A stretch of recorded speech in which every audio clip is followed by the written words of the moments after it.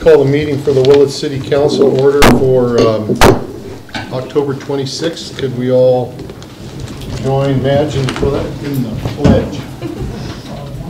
I pledge allegiance to the flag of the United States of America and to the republic for which it stands, one nation, under God, indivisible, with liberty and justice for all. Kathy, let's see who's here tonight. Okay. Yes. Strong. Yes. Madrigal. Here. Weinstein. Here. Mayor Burton. Here, full crew. Okay, first item tonight is we need to amend an agenda because we have an emergency situation with the roof on the gymnasium at Becker Grove School, which, as you know, is ours, but is used by us and the school district, and we apparently the impending winter months are demonstrating the weakness of the roof. So we need to have a discussion about that and see if we can move with it promptly. So I'm looking for. I second it. We have a motion and a second. This requires a 4/5 vote of the council in order for it to be heard. So I'd like a roll call vote, please. Yes. Councilmember Stransky. Yes. Strong. Yes. Madrigal. Yes. Weinstein. Yep. Mayor Burton. Yes. So now I'd like to move on to public communications. This item here will be added as item 8C, so it'll come up again in another period of time. Public communications. Council welcomes participations in its meetings. Comments are limited to 3 minutes per person, and to expedite matters and avoid repetition when people are repeating what another person said, that we may cut that off. But do we have anybody? Actually, first off, I know we have Paul and Mary from EDFC? At West Company here tonight, and I'd like to invite them up to make their presentation first.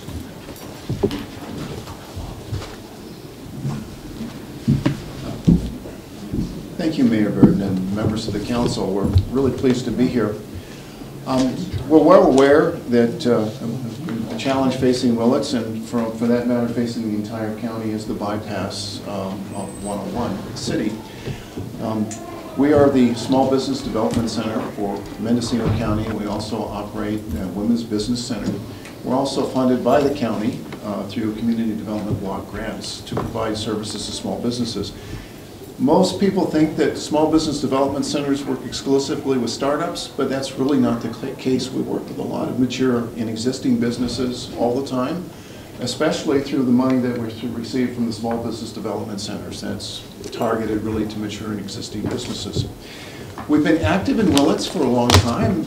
West Company has been involved in small business development here in the county now for 26 years.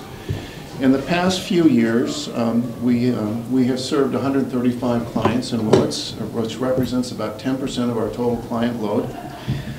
We've done pretty well, we think, with those businesses. We've helped start 4 new businesses that created 11 new jobs. We've helped with businesses that already existed to save 17 jobs.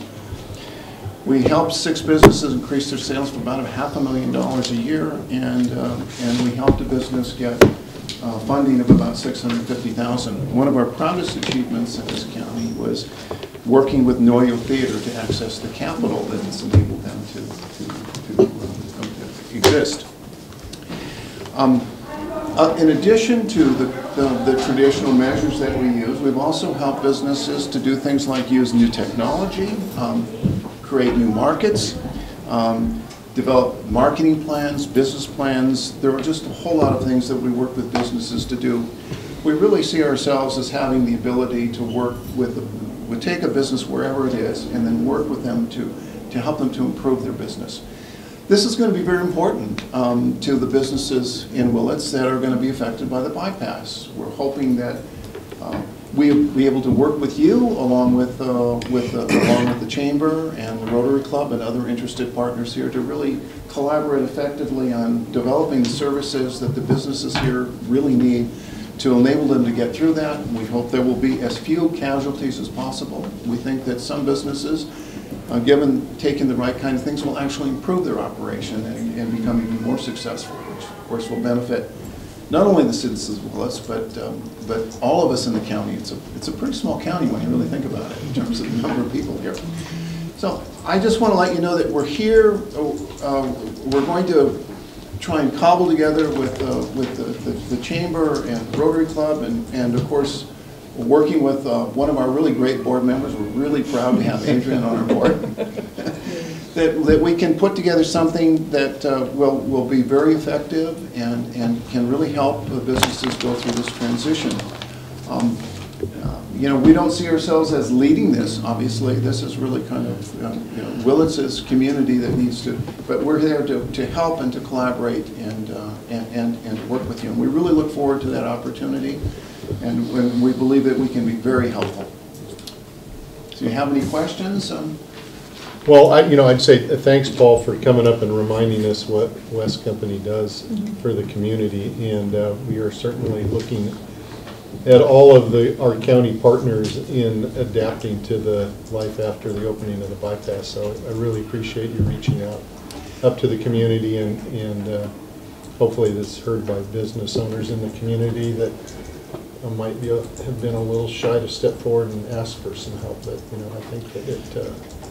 Well, we hope they do. Of course, we're not going to force them. Yeah. But we're going to try and have more of a presence here. And then make it a little easier. Fort Bragg and Ukiah are a bit of a distance, we understand that. But we want to make ourselves as available as possible. There are just maybe some simple steps that most of the businesses need to do to help themselves. We hope to help them find that. And I think one of the things that I've mentioned to Adrian before, Sandra down in Ukiah, she had done Get Your Business on Google, just like a workshop where you can stop by the workshop and get completely set up so that you know that it's saying your hours correctly and all of those things, and that you come up first when people search for you. So hopefully we can do one of those here. We'd love to.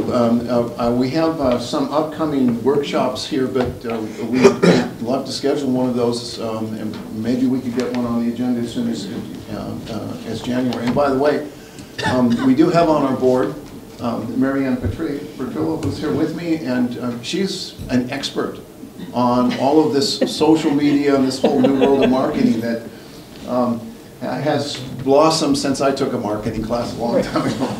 I can tell your gray hair puts it up. Thank you very much for joining us this evening. Do we have any other public communications? Items not on the agenda, no action will be taken. Yes, ma'am. Hi, guys. Hi. So, Yeah, please introduce for the... I'm Lori Dorholt. I'm a partner over at Ardell's Downtown Diner at 77 South Main. And as we get into this post-bypass, or in the town starts to change, I kind of been looking at it a little bit. I didn't go into any of the workshops or anything, but from what I can see, it looks like we're thinking about maybe shutting off the parking lot at Main Street Music. Lori, I would tell you that is going to be on our agenda tonight. We are going to be talking about... Am I about premature? That. No, but you will have a chance to address those specific issues because they are on our agenda. This is generally for things that are not on the agenda. I'll wait.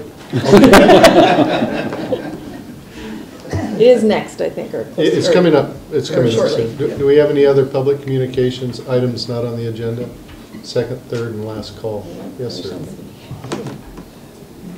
Hello, my name is Tom Woodhouse. I never did sign in, so I won't start now. I still don't understand microphones. After going to 40 meetings, I am still the same person and still understand the same level of stuff. I haven't automatically gotten smarter. I'm 64 years old, but it's been the most challenging, fun thing, and I can't sit here. I was going to tell you I'll be at more meetings, but even during your public comment or before that about the tennis courts in Bechtel Gym, I know about that, have an opinion. I'll not waste my time. I'll say go for the tennis courts because the offer from Mark, he's a great new guy at the school, will be good for about 60 days and then he'll jump to something else that works. He's brand new. So think what you would do you'd be flexible in one. Well, we do have the, This is just in my public comments, so I'll be yeah, real well, brief. we do have that item on the agenda this Oh, evening to No, talk, yeah. I just to came talk for this. about the. I ran down here and got Yeah. in trouble for running from my office, which isn't far from here. And I'm only 64. I met a guy who's 94, riding his bicycle, and I don't know names. It's Jack. He used to be with the hospital, real powerful guy, 25 years ago. He's still there. And he happened to mention, I said, well, you must think I'm pretty young if you're 94, he said. I told him I was 64, and he said, yes, I have children your age. And I thought that was a pretty great comment. I really came here to, in 30 seconds, just tell you, even a public comment, I can tell you in 30 seconds, this community is lucky to have a police force. Laytonville, Covelo, every place out in the unincorporated doesn't have it. So as much as we debate and argue, we're fortunate to have it. The change that's going to occur, we have to all be alert, do whatever cutting we have to do to make it happen. I haven't touched one issue since I've been gone. I think you'll all agree. That's one I'm all in on. It has to work for Willits, but everyone's important. The tennis court, police, they're all important. 3 Thank you, minutes. Tom. Thank you. Thank you.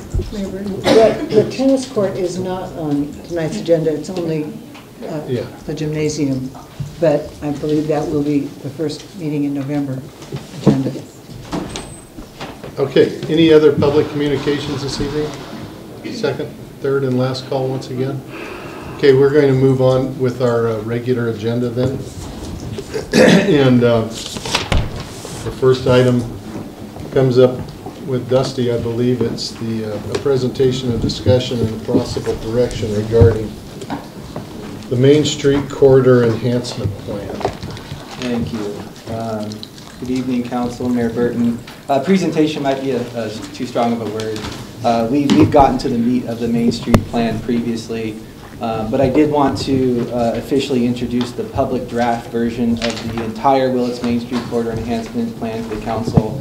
Not looking for any decisions tonight, certainly looking for any direction or suggestions for the overall plan, certainly from the Council as well as from the community tonight.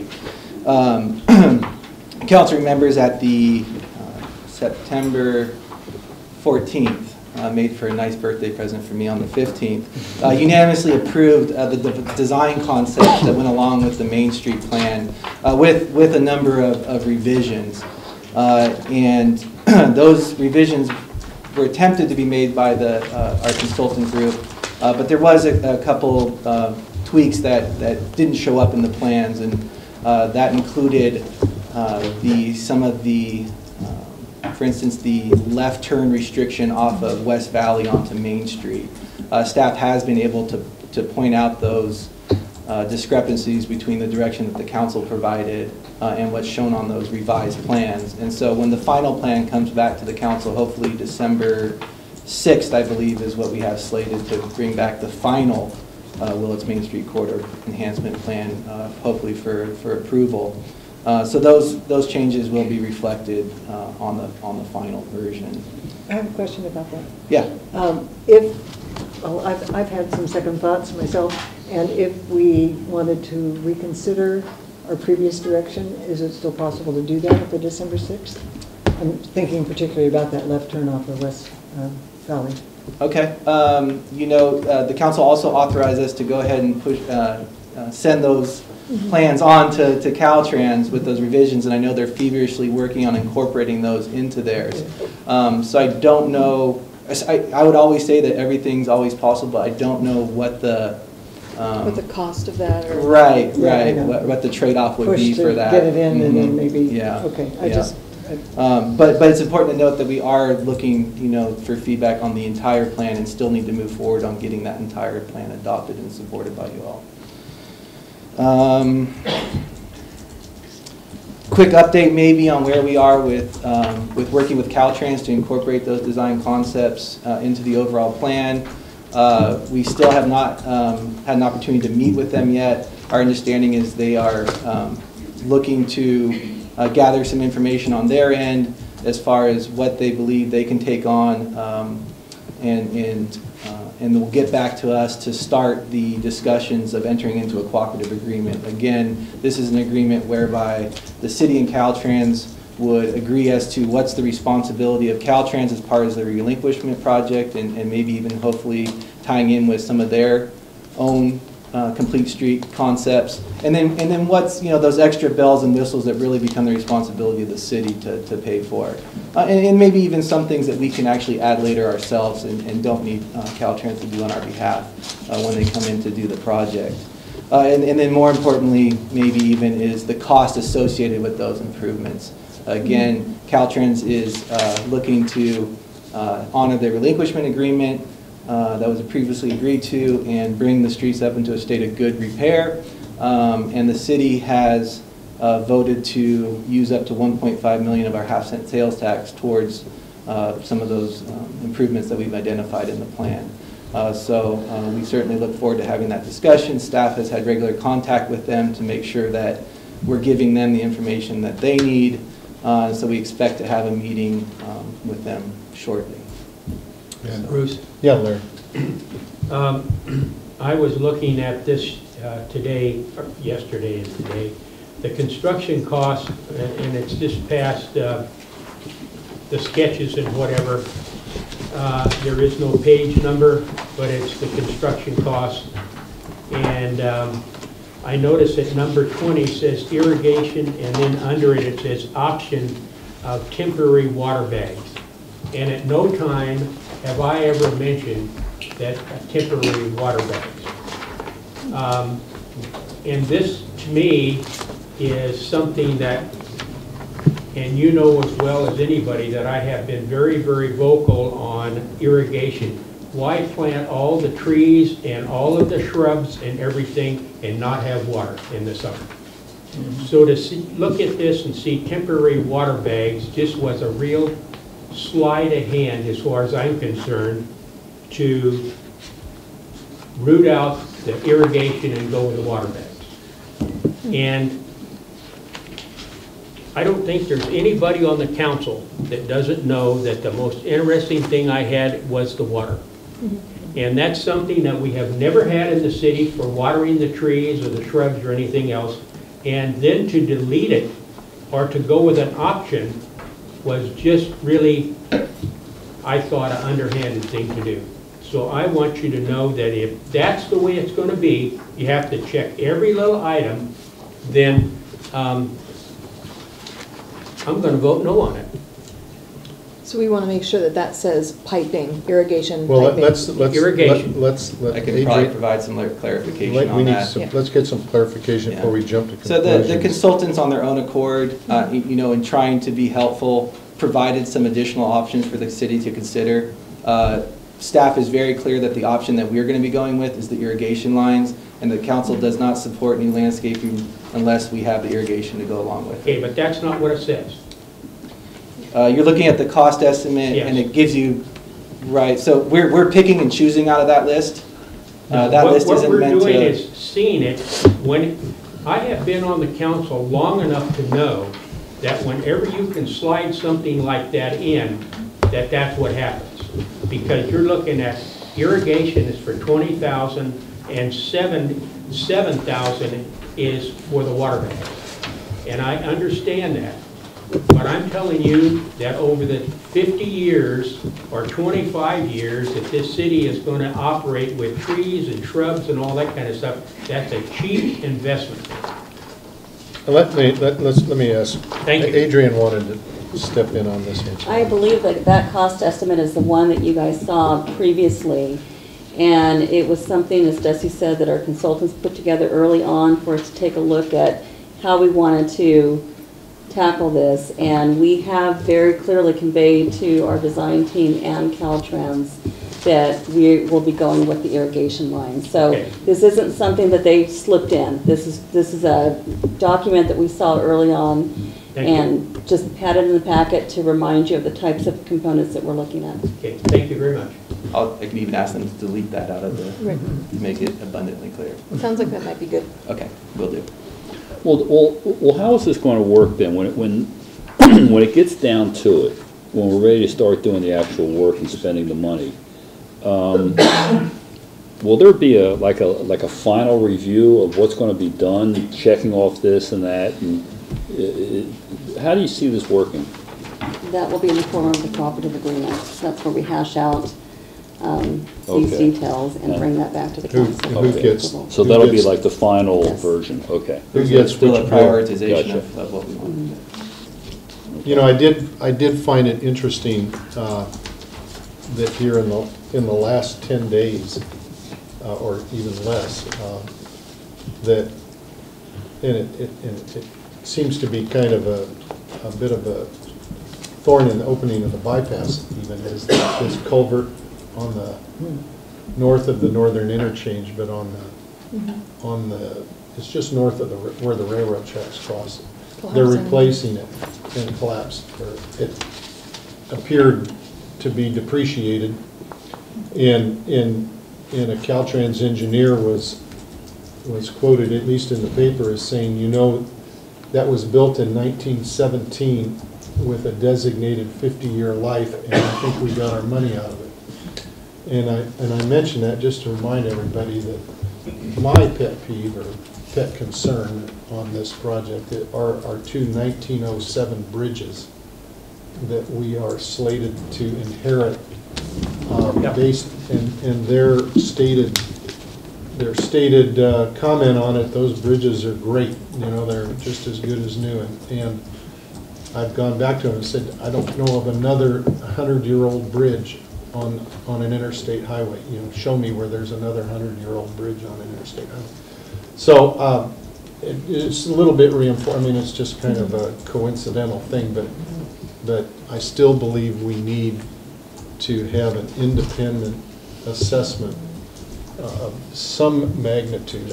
I don't think we can afford the quality of assessment that we probably need, but we need to have an assessment done of those bridges prior to this cooperative agreement, because that not being in that cooperative agreement is saying that we accept those bridges as the way they are, based on, you know, and you know, the ones that do the bridge inspections are Caltrans engineers. So, and I mean, I think they're square. I'm not trying to say that they're trying to pull anything on us here, but I would have a much, and I think the city would have a more reasonable comfort level if somebody independent of the Caltrans was weighing in and telling us those bridges are good for another 100 years. Not unlike the FEMA maps. Exactly, same Yeah. exact. And we are in the process of engaging a structural engineer. We've talked about it Right. before, and I just want to make sure we're following up on that. Is this the appropriate time to have a couple of other comments? I mean, I don't want to interrupt Dusty's presentation. No, that I was trying to keep it short and sweet and leave plenty of Okay. time for the streets and alley projects, yeah. So, you know, I will open this up to public comment here in just a second, but I'm certainly going to take, if there's comments up here first. Yeah, well, in addition to the West Valley intersection, which I would like for them to, what's the word I'm looking for, to sketch out option A, option B. They already have option A, which was no left turns off of West Valley. But, did I say West Valley? West Valley. And I'd like to, instead of just like wiping that out, say that's one option. The other option would be what the council had recommended a month ago. Another thing that maybe, again, is because they haven't done the final yet, but it looks like there's quite a few street tree in center medians. And I know that there was concern from our fire department about some of those, you know, when we're going down to the 2 lanes. So I just was concerned that that wasn't yet reflected in some of the drawings. Right. And then the final one that caught my eye is when you're coming east on West Commercial and want to turn right onto Main Street. It says that there's the possibility of a right turn pocket there, but the drawing doesn't appear to have any right turn pocket. Yeah, the Main Street project, I believe throughout the document reflects the existing conditions of the side streets. And actually, when we go to our next item, the Streets and Alley project, that's where you'll see a variety of concepts, including some right turn lanes onto to Main Street. They show a bulb out, which if the bulb out is part of the Main Street project, that Right, would, right. Okay. Just a little moment of fuzzy That there. would, but- that would make it almost impossible to have a right turn lane. Exactly, so you'll see some different concepts today, and if I heard you correctly, we heard from the council on the preferred design concept for the West Valley Main Street intersection. That certainly has been passed on to Caltrans, and we've provided notes to both Caltrans and staff that there's a couple things that didn't quite get revised correctly, and we'll look for an updated version on that. But maybe leaving some of the work that the consultants came up with some of the left turn restrictions off of West Valley as a future consideration for the city at a later date or something. Yeah, I don't want hardscape to go in before we've really considered what the consequence might be down the road. So if we, if we do the whole hardscape of those bulb outs there, and then we go, geez, this really doesn't work, then, so I want to make sure we really looked at that. Right, thank you.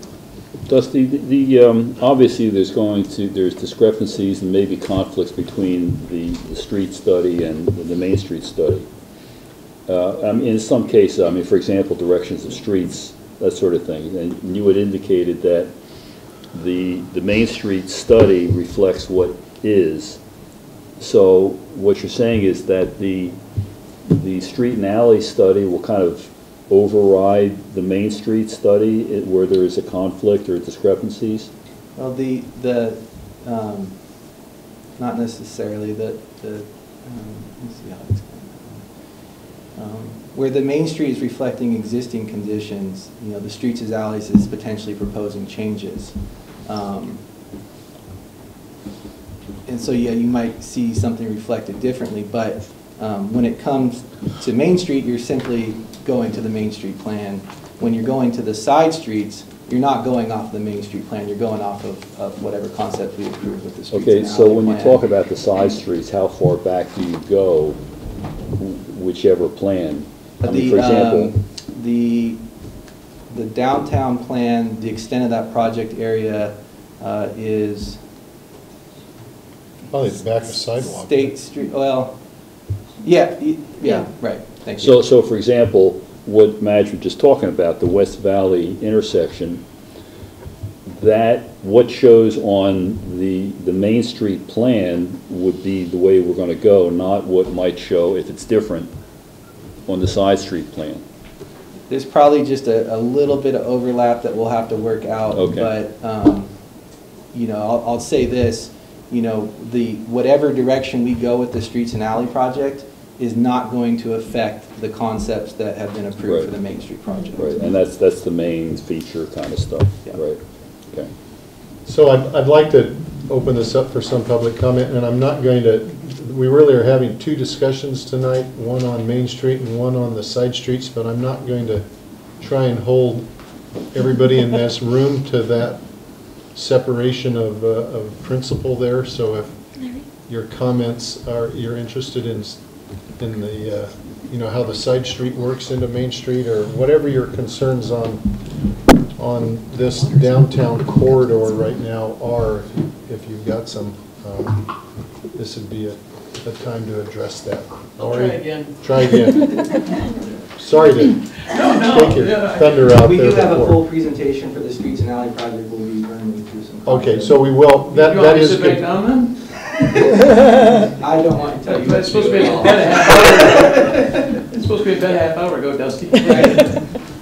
Hi, my name is Lori Dorholt. I'm partner at 77 South Main, Ardella's Downtown Diner. And as I've been kind of seeing what's going on and trying to listen, I've been tackling people as I find them. And I guess I do have a few comments. We know downtown is probably going to take a little bit of a hit as we lose some folks to the bypass. So what I would hope to encourage you folks to keep in mind is, parking is still a premium problem down by us. Where we are, we have 5 businesses at 77, and depending who you talk to, we're going to lose 0 to 5 spots out front. Now the whole business only has 8 spots, and we're losing one of those due to a legality that was found out, and you guys know all about that. So we have 5 businesses in there, and we have 7 parking places, maybe 11 if you have Main Street parking. So then I get to seeing that perhaps we're going to shut off the parking lot by Main Street Music, and that the plan seems to be we're going to go down Commercial and go down Schmidbauer Lane, is it? I'm a little familiar with Schmidbauer Lane. It was my alley for quite a while, Lane Road. Not a great street. And I'm thinking that we're in kind of an instant society now between Google and microwaves and everything. People don't like hard. So now if I'm coming to downtown and I don't see immediate parking, and if I'm not immediately able to identify where parking is going to be, I'm probably just going to hook around the block and go back where I saw parking, and that's where I'm going to go. You all know at this point, if you go by Rexall, they've never been so busy since they've been closed. That darn parking lot is loaded all the time. So I'm concerned about the parking being cut off and what that will do for all of our businesses downtown. Then I come to find out that apparently maybe we're going to make Mendocino a one-way. Well, that makes it even more interesting now. Now if I'm coming down the road and I look over, I'm like, yay, there's parking, and I'm going to dash in, again, I have to go around the block. And it just feels like unless somebody sees something that I'm not seeing, it seems like we're cramping downtown up even a little tighter. It's not just me downtown. So as you go through it, I hope you guys remember parking is a problem. I'm not the first one to comment on it. And that's all I would like to say. Thank you. Stick around for the streets and alley thing, Laura, if you got time. I'll let you sleep in an extra. I'll let you sleep in an extra half hang a an hour. note when I go home. Any other comments on this before we move into the streets and alley part? Can you just make one comment, please? I'm not sure if I'm seeing this right. My name is Bill Barksdale. On page L8, which is the commercial street diagram, I'm noticing, and maybe I'm not correct on this, it looks like when you're going east on West Commercial and entering Main Street, that there's a left turn only arrow there where the bulb out is that Madge mentioned. Now I drive, so tell me if I'm mistaken about that. And I have to say, I don't like the bulb out there because I drive that every single day. And I hated the planters there. It was all I could do to keep from ramming the car that I hated, my old Subaru, into them. But I resisted the temptation. But they're gone now, and that right turn onto Main Street gets used a lot. Otherwise, you get bottlenecked there, and cars get backed way up. Sometimes 4, 5, 6, 7 cars there trying to get onto Main Street. So the bulb out just eliminates the right turn there. That's, you know, my feeling about the plan is this. I think that it's terrific that this young, energetic group of people came in here and put together this lovely plan, people who don't live here. But I don't think they understand the traffic issues in our town. And I've said this before, and it fell on deaf ears, but first of all, is that a left turn only arrow there on L8? No, there's a straight and a right. The curb lane is either for straight or right. It's not marked. There's no arrow on it. Well, my diagram has an arrow on it. No, it has a left turn arrow, but look at the lane just next to it. To the right of that. Is that under the trees? Well, no, it's next to the trees. Well, yeah, it's next to the bulb out. So that's a lane. Yeah. And just like if you look at the, if you look at East Commercial, if you look at East Commercial Street, you'll see the same thing. You see the left turn lane, and yeah, it's just. But it makes it look like a left turn only. Yeah, well, so there is the curb lane. That's my question. Clarify. Yeah, Well, Okay. it's just not marked. You don't mark straight lanes usually, straight through lanes or right turn lanes. And it's not a right turn. Usually it's not marked like that on a map because that's a special kind of a thing where you're crossing traffic. But when you go straight or if you go right, that's a non-conflicting movement, so they don't usually put arrows, and I think that's correct. Well, sometimes it's marked, like like in Ukiah, the intersection of State Street where you're turning up to Yeah. Schatz Bakery. It's clearly marked with 2 sets of arrows. Well, I don't think this means that it won't be marked on the street, though. You'll get some clarification with the streets and alley presentation. Okay, All right. you want to make sure people can turn, yeah. All right, do we have anybody else to address? Sure, come on up. Hello, I'm Mike Adams. I like what I've seen of the plan mostly, and I wouldn't be opposed to anything that's in it. I think the left turn off of West Valley onto Main Street is safe. I make that turn. I like making that turn. I'd be sad. I like that turn too. I don't know where you guys are at, but me and there's a few other people that share my opinion on it. So otherwise, there's some things in it that are cool, but that's my opinion on that one. Sure, Thanks. thank you. Anybody else want to address things on Main Street or want to listen to the street and alley, the alley and side street presentation? All right, I think that's what we're going to do, Dusty. Okay.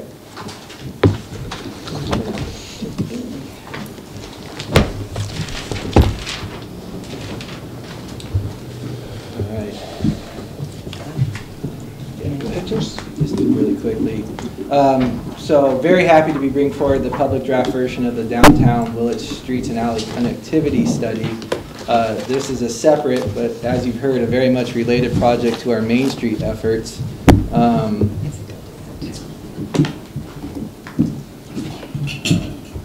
Some of the project goals that go along with this project include beautifying and enhancing downtown, providing better accessibility for pedestrians and bicyclists, maintain parking and providing loading zones for downtown merchants, encouraging local and regional bicycle and pedestrian mobility, improving public gathering spaces in downtown, improve the traffic safety and visibility for motorists, improve lighting, wayfinding signage, and landscaping throughout downtown. So it's a number of goals that mirror our Main Street project, but we're looking to aspire to onto our streets and alleys in the downtown area. Just a little bit of background on what led us to the concepts that we're presenting tonight. We received public feedback at the planning fair back in April. We've had multiple meetings with our technical advisory committee, which includes city staff and is made up of business leaders in downtown as well. We're certainly borrowing off of previous planning efforts, including our Willits Downtown specific plan and circulation element. And last but not least, we've had 2 public workshops to go over some of these concepts, some of which have been taken out based on those workshops with some preferred concepts to show you today. Again, we're not looking for a decision tonight. We are asking for feedback on the entire document.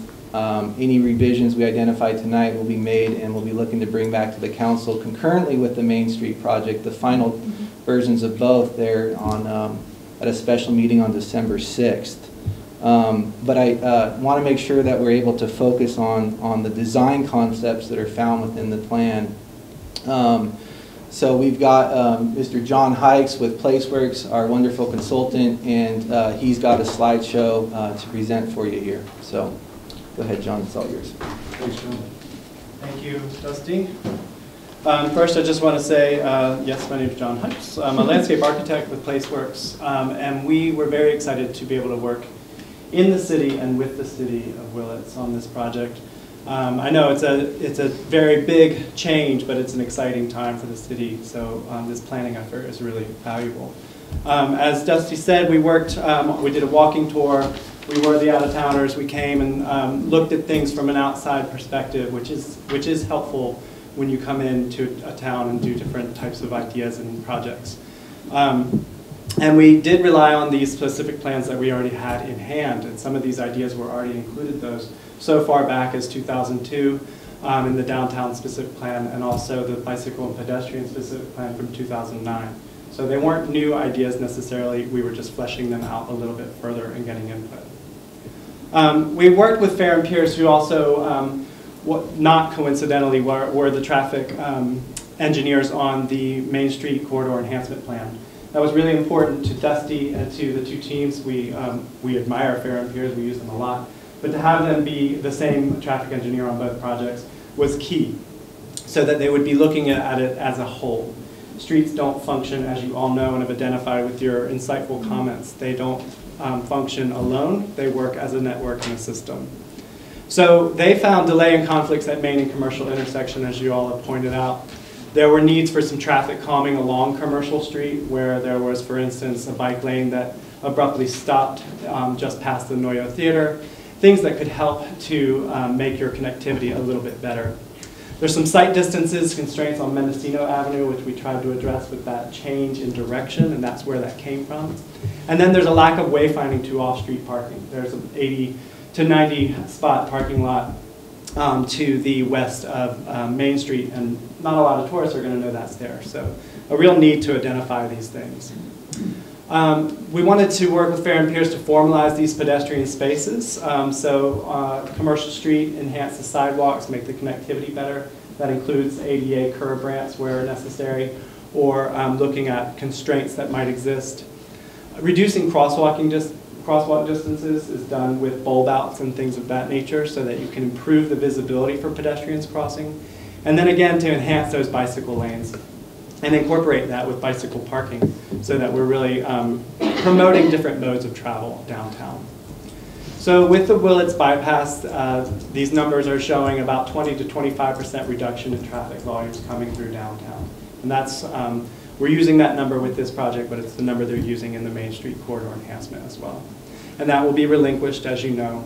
And so there will be more gaps in the traffic flow, and that's the understanding from the traffic engineers, that you'll have easier left turns because there will be less consistent vehicles on Main Street, less of a flow and more gaps in that flow. And so we want to encourage a more walkable and bikeable Main Street. We worked with the TAC and the city staff to identify 6 projects in the area, and we ended up going with 4 of those. The 5th one was the East Valley and Main Street intersection, and we knew by working with WRT on the corridor enhancement plan that that one would be worked out pretty well on that Main Street, really focusing on that intersection. And so we didn't need to focus on that for the side street capacity.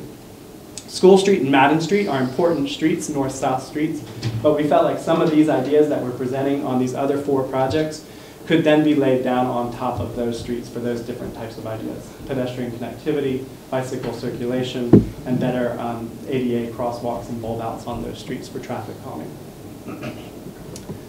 So the components are these improvements for traffic calming, vehicular circulation, alley or lane or roadway improvements, streetscape improvements all overall, street trees, stormwater with landscape and furnishings and planters.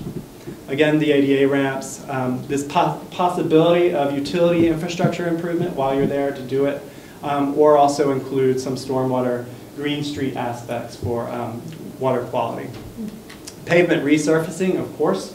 Going to get Caltrans to return Main Street in a better, improved version, so we want to have these side streets match that with the pavement resurfacing as well. And lastly, wayfinding signage and gateway treatments.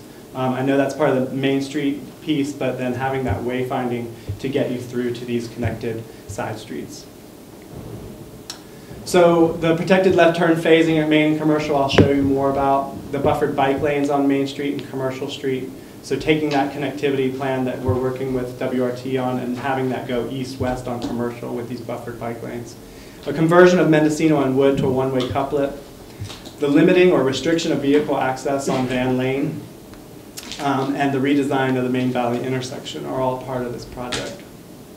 Mendocino Avenue and Wood Street. So this has been discussed already this evening in regards to the location of Ardella's restaurant. And here we are at Mendocino and Main Street corner. That's the Ardella's, and that's the private parking that exists there today.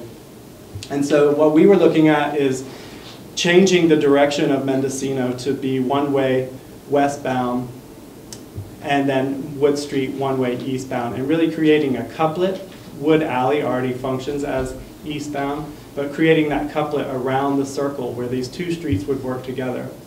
And this extends beyond School Street to North Street, so it keeps coming along here. So it extends further one block west. We just didn't show it in the plan. Can I ask a quick question on this? Yes. What was the thinking behind, because right now this is one way the other way. What was the thinking behind having it also on the other side of the street? I mean, did you consider just keeping the one-wayness on the west side? Yeah, that goes back to that point from Fair and Piers that there's some visibility issues as you're coming off of Wood Street and off of Mendocino Street. So the visibility for Wood Street coming in past this building here, that you can see and get out easier onto Main Street when you're going this direction. And then what it also does is it reduces the amount of left turns. So again, with those gaps in the traffic flow, there'll be one less left turn into Wood Street, and it'll be geared towards Mendocino Avenue here for that left turn function. So that's the idea behind that concept, is reducing the left turns off of Main Street there. I should say in this also, it's, the Main Street plan looks at consolidating or closing some driveway entrances. So for instance, at the Rexall here, that would also then reduce the left turn lane coming off of Main Street into the private parking lot here. And what we've done is we've reconfigured the parking lot here so that the left turn then goes into the private parking lot there. So this plan looks at relocating parking, reconfiguring the circulation, and then repaving the lanes with pedestrian access along. So this is what it looks like in the prettier plan version. Really trying to, again with Mendocino, making it the westbound direction, consolidating the driveway here, locating a loading zone on that side, and then with Muir Lane here, repaving that in concrete pavers with pedestrian striping. So really trying to fix that up into a pedestrian area so that cars that drive the lane feel like they're not the only ones using it. It's a shared street opportunity. Bulb outs to direct that one-way configuration on this corner and also then down on Wood Street corner here. This allows for a little bit more parking on this side. If we put the USPS mailbox on the north side of the street, we could have more parking along the south side, and then reconfigure the loading zone for the warehouse, moving that just up. But it does remove the parking on the north side of the street, but then again, it relocates it. And so it's about an equal balance there. Then focusing on Mendocino on the east side, we wanted to consider that for also one-way traffic, as was mentioned, and then take the parking out of the private area and put it as diagonal parking onto the street. The thought behind this was to get a better pedestrian connection on the sidewalk on public property going along the north side of Mendocino. Another idea is to then clean up the, what used to be a gas station here on this corner, clean up the sidewalk, which is currently a rural curb, and people park on it, so that we would like to fix that curb and create a new sidewalk that's a better connection all the way on the south side of Mendocino. So I'll move on from there and we can look at questions as we go. This is blown up again with Mendocino, looking at that loading zone at the parking lot, providing a new driveway access for the parking lot access, and then the concrete paving and striping coming down Muir Lane. Is there an issue about changing a driveway on a piece of private property? Like for the Rexall parking lot, for example? Right. I mean, it would be down to the city, but you would have to also then discuss it with that private property owner. But you can discuss, as long as you're providing an access to that private property, you can suggest modifying it. Okay. But you should work together with them for sure. Okay.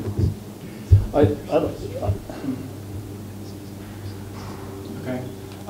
Mendocino is an undersized street. It's about 26 feet. We'll see that in the next slide. It's 40-foot right-of-way, and what we're doing is extending the curb outside of the Rexall parking lot. Those are those trees that are located there, and extending it to a 9-foot sidewalk, so it's a little bit wider to get away from those trees. And that brings it down to a 23-foot curb to curb. And so you get one travel lane and then that parking and loading zone on the north side of Mendocino Avenue. Certainly, if you did not do the extended sidewalk and you wanted to maintain that access along the existing trees, you could keep that at a 6-foot sidewalk. And this is just a little bit of a numbers game that you have to play with streets.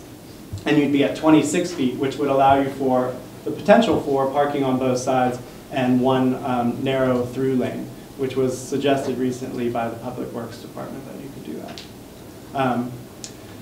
So that's what the section would look like on Mendocino Avenue. Moving over to Wood Alley, again with this idea of restricting the access to westbound and a bigger view of what the parking would look like here.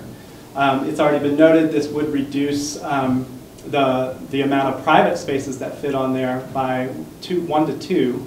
Again, with that legality issue, I believe what they're talking about is the adjacency of the private parking stall that's right next to the sidewalk. So there is a removal of some spots on this side for sure, but we wanted to look at that idea to keep pedestrians moving along in a straightforward manner on public property on the sidewalk. This would require a 2-foot public easement on the sidewalk, but would open up this private public plaza outside the restaurant for seating and cafe dining. You're talking about out of JD Red House? No, I was up on the other corner, and this is the corner of Mendocino, and so this is the Ardella's restaurant here. Well, I thought you went down to Wood Street. Sorry, I was still speaking of this diagonal parking on. It's hard to see the cursor, but There would be parallel parking to the east of that. of this bulb out. Yeah. Yeah, we would maintain the parallel parking that's there today. The reason for the tree and the bulb out is to get around the building and then also to make that differentiation between the parallel and the diagonal parking.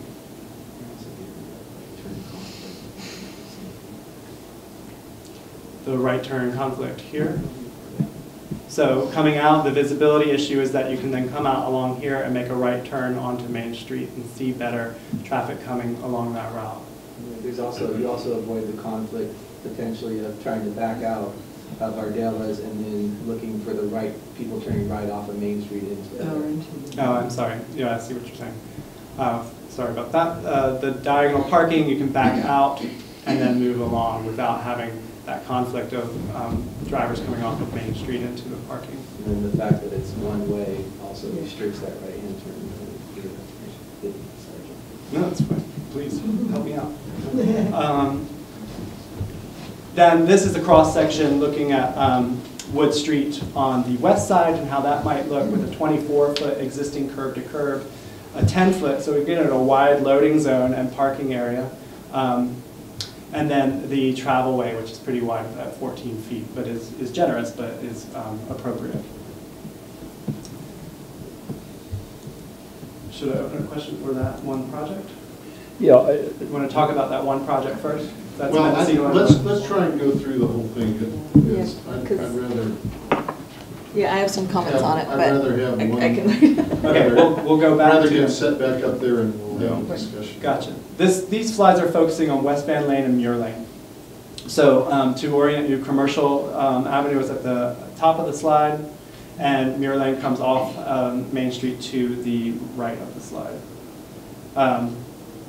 So here's Muir Lane coming off, and we've basically maintained the existing parking there. We've done a little bit of striping to organize it and make it a little bit safer in terms of the distance that a car is allowed to park adjacent to the sidewalk here.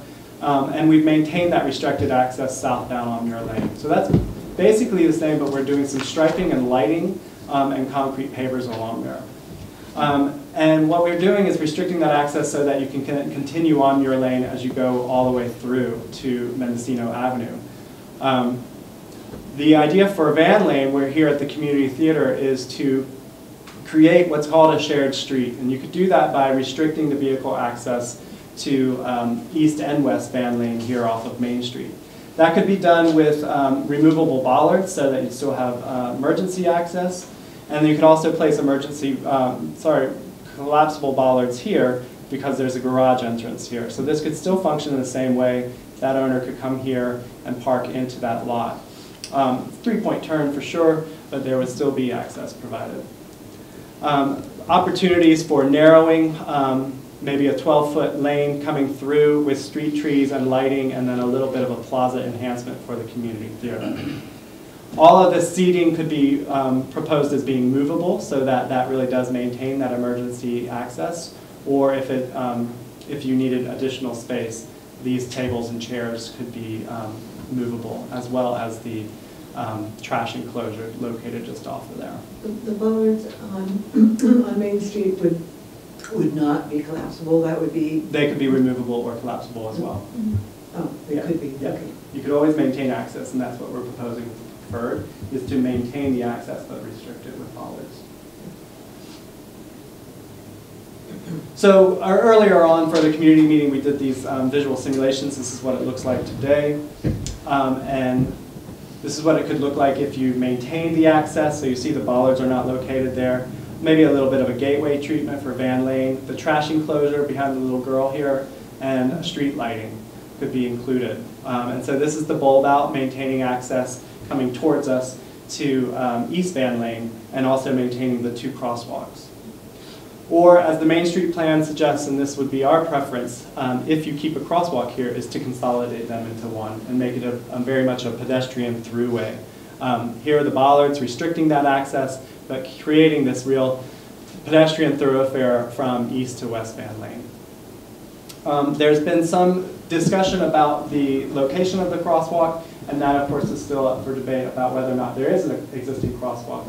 If you restricted the access for vehicles there, you could look into the vehicle code to see if it's allowable then to restrict pedestrian movements at that location as well.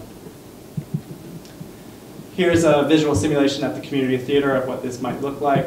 See, the blue truck doesn't move, and they can still park there. And the white cars as well. So we're maintaining in the plan view, in the plan document, we're maintaining access to the existing driveways, which are located at this garage, and also the, I think it's Willits News off of here as well. Could you go back to the previous one? Yes. Because I'm looking at the extra space that you had in the next one over where this pole is. It looks like, is that the same space? Part of the idea is to consider using PG&E allocated funds for undergrounding those power poles there. And so that would remove those power poles and open up that utility space. And that is the same distance that you have showed there? It's the same distance. I have to tell you that this is stretched because of the monitor. And so it does look a little bit bigger. Okay. So please refer to your plan, paper plan, for what it looks like. But we have done, I mean, it's visual simulation, so it is photography, but we have measured it and taken care to replace that in that same level. Okay. And we've also then measured it, of course, in plan to see that a 12-foot vehicle lane would fit through there, and then about a 6-foot area for pedestrian walking. And that's what we're trying to show with the change in paving pattern here, that pedestrians are in the brown pavers and then vehicles are located in the red brick-like pavers. And here that is on the east side. So we've already heard a little bit about this parking lot, so let's talk about that first. This parking lot currently accommodates 15 spaces. Maybe it might be 20. No, it's 15. Depends on how big the puddle is. Depends on how big the pothole is or the puddle. I'm just kidding. But what the idea was is to work with the Main Street plan and look for opportunities for little parklets or pockets for people to hang out. There's already benches where people hang out in front of this parking lot now, and we've just created a bigger space. So we took about 10 to 12 feet off the back of the sidewalk and put street trees and benches there. And what that did is it crunched the parking lot to a reconfiguration that lost 5 spaces there. I was talking with Dusty about it a little bit. If you wanted to reconfigure the Main Street plan just ever so slightly, is you could increase the distance of this bulb out a little bit further. And you're essentially creating a 12-foot sidewalk there. So there is an opportunity for change on this project where you don't necessarily have to encroach into the into the parking lot and still get a little bit of pedestrian plaza space here. We like this idea of creating a real node or parklet space off of the street and out of the pedestrian sidewalk. Again, it's already been mentioned, we would put wayfinding signage a block in advance and also at this location to have tourists know that they had to go up to Main Street and come around and access the parking lot via Schmidt-Bauer southbound. Maintain East Van Lane, or control East Van Lane to be eastbound only as well. And so it really works as entry into Schmidt-Bauer and then exit out East Van Lane if you don't go into the parking lot. Another benefit of maintaining Schmidt-Bauer as southbound or restricting it to southbound is that when vehicles are coming out north, you're not interrupting the pedestrians, and that's a really bad visibility access. It's almost like a parking garage when you get that beeping sound when you come out. That's the visibility that's similar to right there. We maintain the parking spaces along the back of the businesses, and I'll show you that now. The dumpster on the other side moves to the other side of the street, where you could restrict some of the parking there if you push the dumpsters off that wall.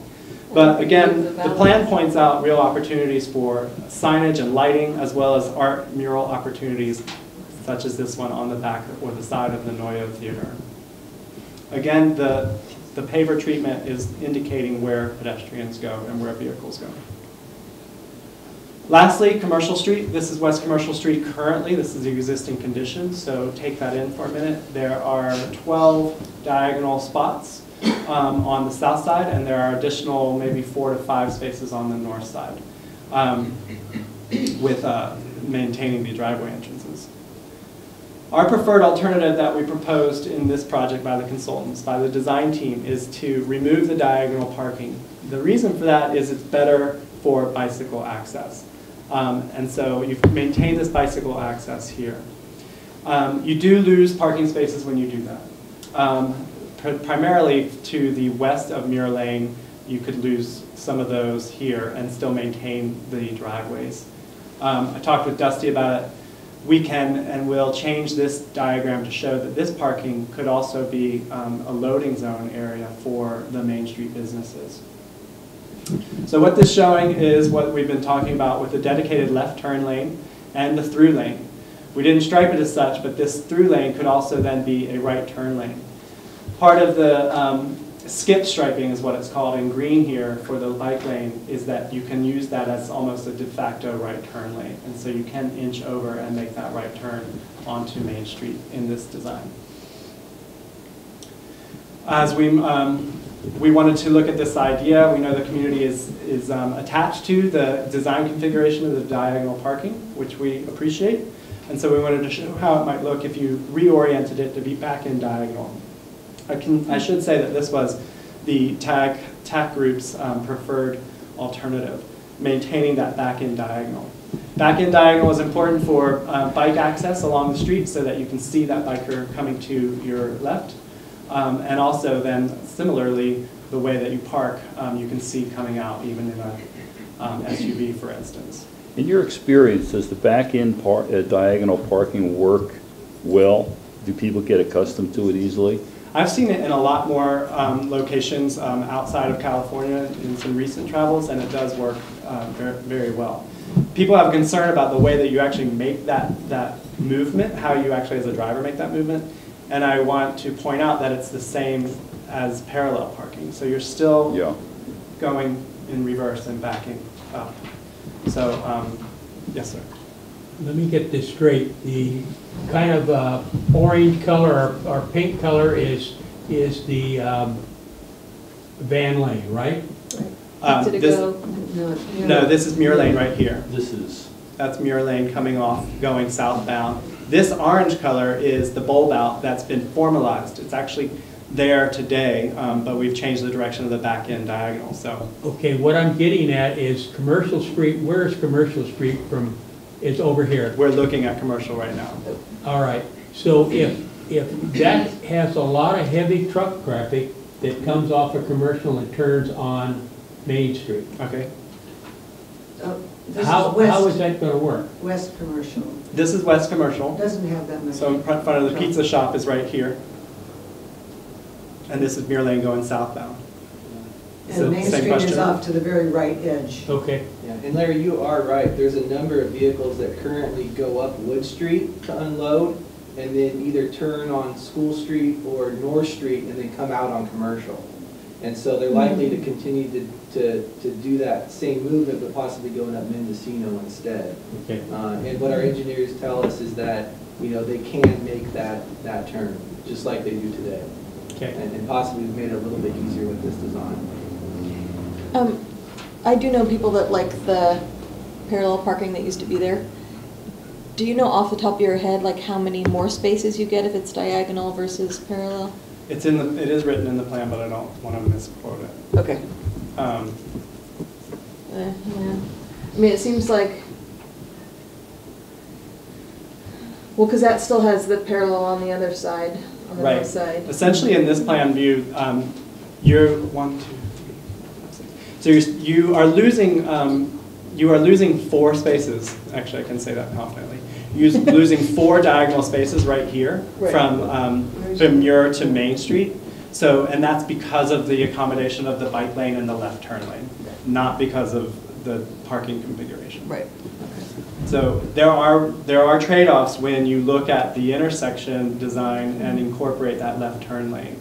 And what we've shown, what we were talking about earlier, is that this bulb out is not what's shown in the Main Street plan.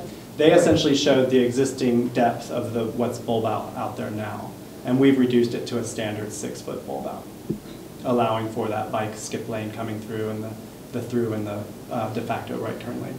Is there any parallel parking there? Yes, underneath the trees and in the plan, I hope you can see it a little bit better. There's probably 3 or 4 here, which is why I say you lose 2 to 4 spaces. And it used to be like that. Councilmember Stransky, this is moving to East Commercial, and it's cut off a little bit on the screen, I apologize, but this is looking at the left turn lane going Main Street southbound. And so that's where we heard there were a lot of trucks coming off Commercial and coming down Main Street. And so we have looked at that with the design with Fair and Piers and to make sure that works. The bulb out here, we've extended in this idea to come in front of the coffee shop and the noodle shop and extend past Schmidt-Bauer Lane. So that's some removal of parking as well, which is a trade-off for acquiring street trees and bicycle parking and cafe dining out on the street. You don't have a slide that shows? It doesn't go backwards. I apologize. Yeah. No, I'm sorry. Lauren, did you see, go back to what Lauren was talking about with taking the Main Street parking access and having to go down Schmidt-Bauer Lane. Mm-hmm. That's what I spoke about before. When you come up Main Street with the parking lot access, we are suggesting that you provide wayfinding signage that has the parking lot access be off of southbound Schmidt-Bauer. I understand that. But I want to know, if I'm a tourist and I'm coming down the street and I have an opportunity to stop and go into several stores, which are right there by Ardello's, and you're going to route me around. You're going to route me around through Schmidt-Bauer Lane and into the parking spots, not come off of Main Street. Mm-hmm. That's what the proposal is. And so I went back to this slide to show the Main Street access point is restricted with bollards here in this design as proposed. Okay. And that would allow. Okay, my question to you is, how many stores do you own in that section there compared to the 2 of us that own businesses in that area? I understand. It's only a proposed idea. It's a concept. And as I've mentioned, it is up for discussion. And it can still work with access through here. It can also still work without the plaza there. Okay. So these are concepts that we've put out as different ideas. There's trade-offs in all projects. Thank you.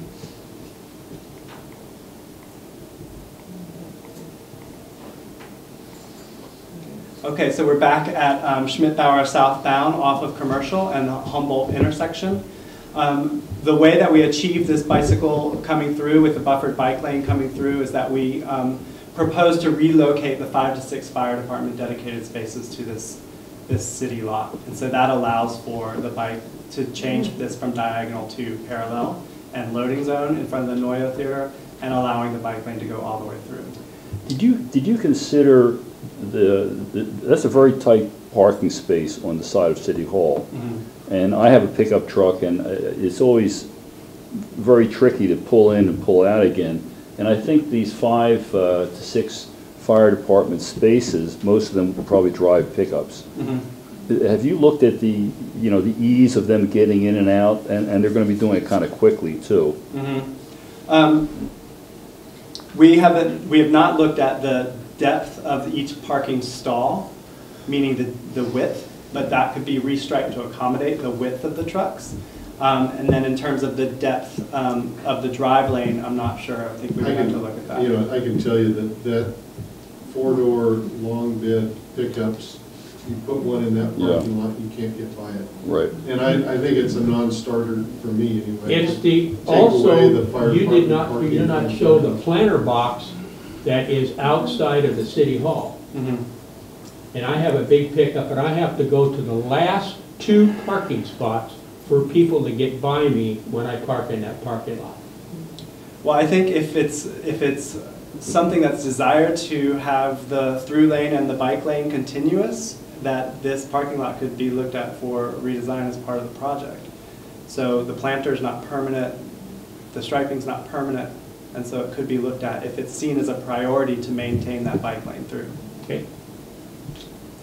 Another component at this intersection is the bulb out associated with the bus stop here. And so we bulbed out and put a bus shelter here with bicycle parking and street trees, and maintained the existing parking spaces in front of the park. One thing that we wanted to look at was the reconfiguration of the parking lot in front of City Hall here and the county building here, so that you enter in the first bay instead of the opposite direction. Yeah, so we reconfigured this. Most people do that anyway. As somebody who's not from here, I always want to turn in the first bay, but I do get the clue going to the second one. So we could do some reconfiguration of the striping and reorganize that as well. We've also relocated the existing bus stop that is in front of the county here and put it into the next intersection on the opposite side, which would be in front of this future new development here. And so another bus bowl with shelter and street tree and bike racks. So this is status quo, moving along down the street to the east side past Madden, doing some bulb outs and restriping of the crosswalks with the buffered bike lanes, and then real improvement opportunities for sidewalks at the railroad crossing and this future Rails with Trails connection. So real opportunities for pedestrian connectivity to the other amenities on the east side of the railroad tracks. You're showing the Amtrak bus stop in front of the Skunk Train Depot. Where it is right now. My understanding is, don't they drive through the parking lot to pick up and drop off passengers across the They street? just turn around there, they pick them up in front of the Skunk Depot. They do pick them up there? Well, That's where it is right when now. I've sent people down there, that's where they pick them up. Okay. That's what we were told by Fair and Pierce. I'm just wondering if maybe, because you're losing some parking places there for, like, you know, if the Chamber of Commerce stays in the depot, I know they use that a lot. I mean, I'm just wondering the trade-offs. If the bus picks up across the way in the parking lot and you leave that open for parking spaces, would that be a better setup? Yeah, that's an excellent comment, is that if you worked with the Amtrak bus stop, if they would do it in the Skunk Train parking lot. You could have a bench, there's no bench right now. Yeah. So this is just showing the typical dimension that you have, the striped bike lane, which is great, but then look at that additional distance here. And so we take that additional distance and put it into a buffer zone to get the bicyclists further away from the travel lane. And so that's just using or reallocating that space. We're looking at a 9-foot parking stall. A lot of people were concerned about dooring issues. And 9 feet is a generous parallel parking width. So that is the end of my spiel, except for the project components for wayfinding signage. We showed in the plan where we would suggest putting some of these wayfinding signage, and we identified the type or style of sign that would be appropriate for vehicles and pedestrians, and we located those in our downtown study area within the plan so that we could identify the destinations within town and then further outside of our downtown study area. So now we can go back in the slides and have a discussion. Good, we'll turn the lights on. Thank you.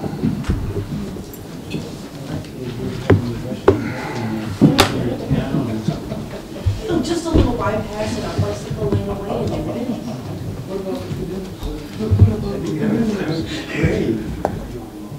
Okay, well, thanks for the presentation. I'm going to take comments up here first, or if you choose to wait for public comments. I'd like to ask. We would I do. have a few comments up here. All right, that's what I was going Start to that point in out. there. I saw Madge first, so. Yeah, that's fine. Well, I'm not sure whether it works or not, but I was wondering about, is it possible to have access to the city parking lot that's just south of Ardella's from Main Street instead of from Wood Street? The parking lot north of Ardella's? Yeah, let me see. Not north, well, where is that parking lot? Yeah. North of The Ardella's. Main Street music, north of Ardella's. Yeah, that parking, you know, that we're one talking next about to the putting music bollards store. and making it not accessible except going around Schmidtbauer. Is it at all possible to access it a different driveway instead of At Van Lane. Yeah, exactly. Rather than Van Lane, but. Well, as you can see, I think this goes into a private property parking lot, be south of the parking lot here. This is the existing parking lot area. So I think the answer is no. This is the access point for the parking lot. This is the current one. Yeah, I was wondering about, just as a wild hair actually, but if it's possible, because I really sympathize with the concern that if you're a tourist, especially, locals are going to know how to do that, but if you're a tourist, and a lot of those businesses really rely on, an extra way to keep their businesses open, to be able to have drive-by people go, wow, hey, I'm going to stop here. And if there's no parking there, it's a problem. That's one question. And the other one is that the one across the street has no access from Main Street either. You have to go around the block, the one that's on the west side of the bigger one. Yeah, and that could have an access. I mean, there's no, it's right there. That one is only accessible from Mendocino or Wood. Yes, exactly. So I'm just looking at the concerns that are being raised about more parking that is obvious to people driving on Main Street. And those two parking lots are part of that equation. I should just mention that one of the reasons, I think people are wondering why we're even suggesting, restricting the access is that it makes for a better pedestrian thoroughfare on the sidewalks. And so these multiple driveway conflicts are pedestrian conflicts as well. Yeah, well, I was just toying with the idea of having the access be a driveway exclusively for that parking area, not for Van Lane. And I was just going to say, an example of where there's parking just off Main Street with no access is between Buster's and, like there is a parking lot and people do park there. But it's because you can see it, when you are going by. But that is sort of an example. I thank you for the presentation, and I wasn't able to go to the earlier meetings. But I have a concern about the one-way. I think that we all want to make our downtown nicer and better connected. I actually really like this. I think the 2 crosswalks is crazy. So I like the idea of making a central place in our downtown. One thing we don't have is a town square. I mean, we don't have that in Willits, and that's one of the things that I value when I go to other communities. But I was one of the people who went and talked to Lori and said, Ardella's is not going to lose any parking spaces because the bulb out on the corner of Mendocino and right in front of the restaurant to the left, that is already no parking. So presuming you could keep the private spots, and then it wouldn't impact them. But Wood Street being one way is kind of hard enough, and I don't see the benefits of changing that one way. I don't see enough benefits to changing the east side to one way, because it's true, we already deal with it on Wood, But Mendocino is a major thoroughfare to go to Brookside School, so I know people go both directions on that all the time. So I actually am fairly supportive of the alleyways, but the directional thing I'm having a hard time supporting. And I have to say, I would love to get more parking in front of the Noyo and the Art Center, because right now there is none. But I don't think that option could work, because they come flying in there, and they run. I mean, it seems like there might be an opportunity to have some other parking on Humboldt up, but also the fire station may not stay there for too long. But I don't, unless you could just come and have no sidewalk in front of Humboldt and just pull in to that city parking lot just from the street, kind of like they have now. But they'd still have to run across the intersection though, which is, well, they sort of do that now. But anyway, those are Ron, some of my comments. Good. Yeah, while we're talking about parking lots, it occurs to me that there's a lot of parking lots around town, both private parking lots and public parking lots. Could you explain, I'm not sure if I want to say legality or the usefulness of private parking lots. They're not really identified. For example, we have the big parking lot on Wood Street. That's a public parking lot. And then we have the parking lot next to J.D. Red House. Is that a public lot? That's a private lot. Okay. And then it's just like Depends Rexel. who car gets hit there. Well, this is what I'm getting at. I mean, can we count them? Can we count them as part of the parking facilities in the town? Is it legitimate to count them in that way? Because if we do, then we have a lot of parking spaces in town. But if we as the city only can look at the public parking spaces, then we don't have that many. So how does that work? Well, and in the report, Aaron Pierce only looks at the public spots. So the numbers that you read in there are only considering publicly owned parking stalls. So for instance, there's a parking lot right here. This is the Loose Caboose. And there's a parking lot here that's not included in that count and is visible from Main Street. Somebody help me out. Is it accessible from Main Street? No, you have to go around the back. So you have to go into Mendocino and come around and park there. So it's the same type of configuration that we're proposing for East Van Lane. Right, and that one's private. Right. Right. The interesting thing to me, and I don't know when you guys made all of these decisions, if you came early in the morning and stayed late at night, but the Wood Street parking lot is really dark at night. And in December, November into November, December, it is dark. There's only maybe like one light, and that's off of the street. So if I was going to take my family and we were going to shop downtown or go to Ardella's or to Adams or wherever, you wouldn't stop there with your family because you don't know what's in that parking lot. For a starter. So the city's going to have to put up some money for some lighting. The same thing with, I call it Pete's parking lot because it's next to Pete's building. But it's public. It's pretty dark at 6 o'clock or 7 o'clock when I go to Ardella's sometimes, and you can't, there's not any lighting in there either.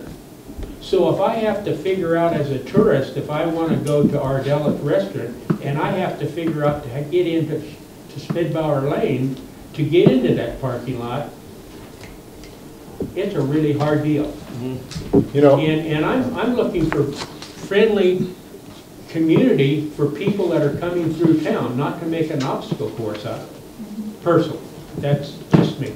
Well, and that I think segues into my comment in reading this over before the meeting and really been thinking about the Streets and Alleys project for a while. We are folks 1 week away from opening up our freeway. 1 week.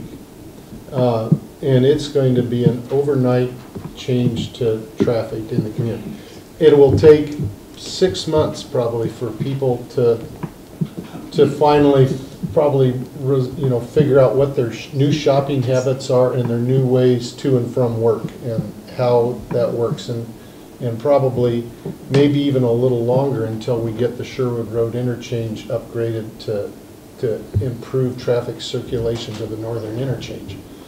But I'm going to be very reluctant to make any commitments about redesigning traffic flow in our downtown until I have an opportunity to see what the traffic is. It's right, you know, if this was going to be 5 years down the road, and it's like, you want to do something to your town or not? Do you want to try, you know, make it a more pedestrian friendly? Personally, I think parking is a high priority for, parking spaces are a high priority for downtown. You know, if I owned the Rexall building, I would not be allowing, I would put a guy up there with a doggone little bib on, and if you wanted to park there, you'd charge you $5. You know, I mean, I don't know, I mean, God bless Mr. Canepa for not having anything there because it acts as a de facto for all of our downtown. But anyway, my main point is that we're on the, you know, we could not be this much closer to opening up a major traffic circulation change in our community. And I mean, I certainly remember when Wood Street was two-way, worked fine then. West Mendocino was you know, I mean, I'm just not going to jump the gun, and you're not asking for it tonight. I mean, we're presenting these ideas. I appreciate the work that's gone into it. And, you know, we have asked, you know, how could we make, you know, a better downtown community feel and a more pedestrian-friendly thing. And I think that's going to be important to the use of our downtown post-bypasses, that, you know, it should be a lot nicer to be downtown. But I've got some issues about prioritizing bicycle traffic on Main Street. I think that there's plenty of opportunities to get up and down through town on a bicycle safely off of Main Street. It's not a big priority to me to have bicycle enhancements on Main Street. But that's, you know, that's another discussion. But my point is that we are just days away from changing our traffic circulation, and I think we need to see what that's like. To see how that works and look these things, you know, 3-6 months, even 3 weeks down the line, we may have some different feelings about how traffic circulation's working downtown. So, of course, that's going to guide my decision making on this thing right now. And even the Main Street plan construction, as we discussed, I mean, we'll be able to finalize our Main Street, because the way things work, we have to say, you know, the hardscape we want certainly before, kind of now, because they're doing all the things then. But one of the things we talked about at the last meeting is that paint is cheap and, you know, we want to, and flexible. So like Bruce is saying, if the construction for that doesn't happen for some time, if we decide that, you know, we need to keep things striped how they are, or we need to make some adjustments in the paint, like that is exactly down the road. Well, that raises the other question, similar to one I raised before about the timetable. I mean, how do you see this process working? You know, we're sitting here tonight, we're making some comments, you're going to make some changes or not. At some point in time, we're going to implement something. So how do you see that playing out? And I'll jump in there first. This is a connectivity study, and it will result in a final report that we expect to have before you on December 6th at a special meeting. This is not the engineered plan for the construction part, making those changes. You know, we got this study and the Main Street plan under grants that we pursued last year. And when you receive those grants, you're held to a timeline to get the work that grant is covering completed. So what is the timeline on this? Well, it obviously has to be met by somewhere in the neighborhood of December 6th. So that means between now and December 6th, we need to make some hard decisions on this plan. No, I don't think so. I think that you know, there were 4 other plans up there that have been done since September 2nd. And those plans have been incorporated and, you know, as background work or whatever, you know, to the extent that they're applicable, been molded into this one. This plan is, you know, until until, number one, you designate some sort of funding for it, is a placeholder on the shelf until you get, but at that, not until you spend the money for construction are you dialed into this. Well, this is what I'm getting at. I mean, it sounds like there's two deadlines. One is this December deadline to come up with a plan that we approve, but is that necessarily etched in stone? Can we change that further on once we get the funding, or how does that work? You could do another plan 3 years from now and decide you're gonna. Well, that's what I'd like to. You're gonna make it Venice and put water in all, you can take the dig canals and all the Back streets. to our idea of statues for the mayor and all Yeah. that good stuff, right? Mayor Burton's correct in that, we have some more flexibility to allow some time to pass to recognize if some of these ideas are going to work, or Okay. there's traffic isn't going to die down to the level that maybe we're anticipating. We do, as our city manager mentioned, we did receive grant money to complete this process, and so we need to go ahead and move forward with that. But in comparison to the Main Street project, where we're feeding improvements to Caltrans to incorporate into their designs, and there certainly is a strict timeline to go along with that. While we have money to fund the project, we haven't necessarily identified funds to complete some of these improvements that we're talking about. Okay, so just so I understand it, finalizing the plan doesn't have to happen until we're actually ready to, do it. Okay. Is that correct? No, The grant's going to require us to complete the project, but there's nothing that requires us to then complete construction to match that plan in some sort of time frame. But I'm thinking about the design. Are we going to be required to come up with a final design by the end of this grant period? Or are we going to have some leeway to change it further down the line when we're getting closer to construction? Yeah, there's both. Yes. What's the answer? There's leeway to do that. The WRT plan went to 35% construction documents so that they would have something to negotiate with Caltrans with. So even from that 35%, the percentage of completion, there's still design development to be done. And so what Dusty was trying to say about the bulb outs, for instance, in the image behind you, the bulb outs on the west side of Main Street are consistent with the WRT plan. We took them from them. So they were anticipating this configuration. That can be modified and changed as there's design development. And so if you, for instance, in this plan or in this discussion on this December 6th, you say that you want another opportunity to look at that configuration, that would be written then in this plan, is that council did not fully approve this one concept. So I'm not sure I got a clear answer, and excuse me for just, because I'm a detail guy. When we get down to actually implementing this plan, whatever it winds up to be, when do we have to file the final word on that? Because, tonight we're talking about a lot of details with, stripes and angles and, parallel parking, stuff like that. When do we have to finalize what we want to do with that plan? I'll take this. We have to approve or adopt this plan as part of this particular grant-funded project. Right. It is a plan. It is not set in stone, but that's what we have to follow when we have the funding for implementation, i.e. construction. And we will be able to make changes as we go along once we get the funding. Yes, we will be working with an engineer at that point. That's all I wanted to get clear. I mean, I was getting mixed signal here, so okay, that's good. A question on affecting Main Street, and that is the Van Lane crossing.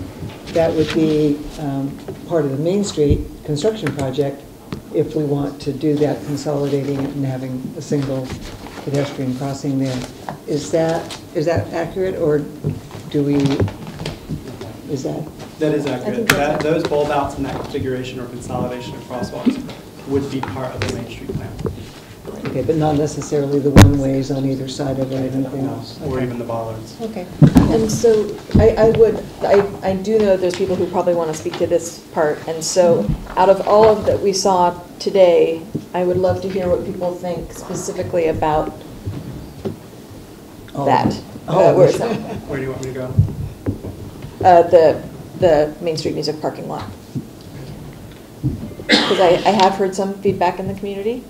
But that one, even the construction for the Main Street project isn't going to happen right away. I mean, I believe it's scheduled for 2018, the relinquishment, the Main Street project.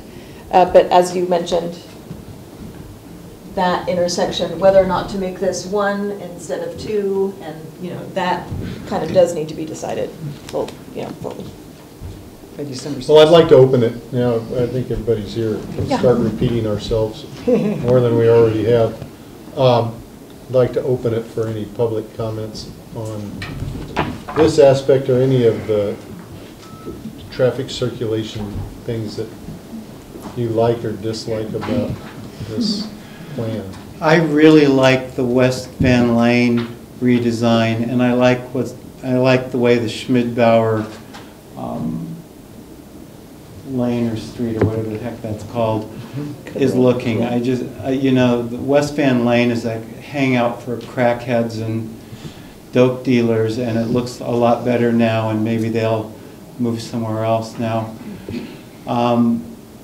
The East Van Lane thing, looks like we're eliminating the center lane there, and so my concern there is that as I was eating lunch at Elmex the other day, I saw 4 firefighting vehicles have to go down the center lane to get around the traffic. So I'd like to see better law enforcement to force people to pull over for emergency vehicles, and fines be implemented or something when they don't do that.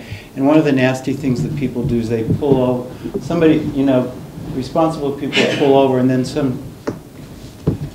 I'm not going to say shit for brains, but some difficult person. I'm serious. I'd like to keep this. Some difficult person will not pull over, and then they zoom ahead and force people out of the traffic lane.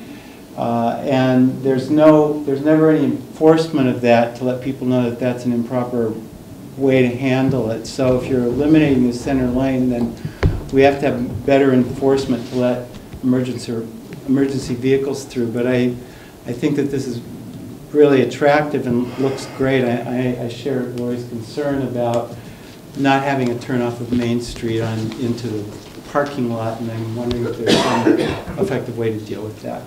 Thank you. Yes.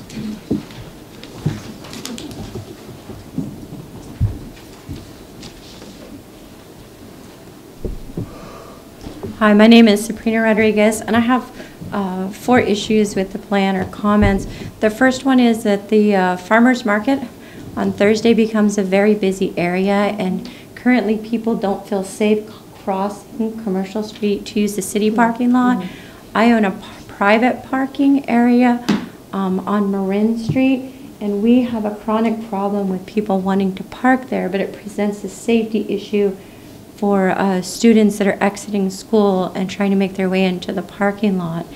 And my hope is that in designing the Commercial Street, that you'll make it in a way that pedestrians will feel safe to cross and use the city parking lot, because I feel like there's sufficient parking there. They just don't feel safe crossing the street. My second comment is about the concern about the fire parking. If my home is on fire, I don't want the firemen looking for a parking space. I want to know that they can park quick and get on their way. The third thing is on Mendocino Avenue, I'm not in favor of a one-way street. I do know in that first block next to the Rexall building that the sidewalk is in horrible shape. We have those trees there. I have a question about, will those trees be removed or will you replant something else?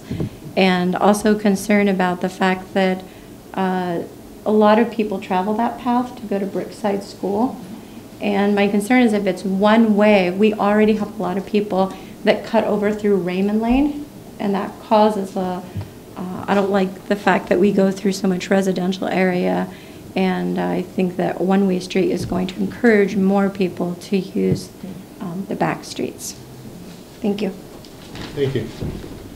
Some other comments? Yes.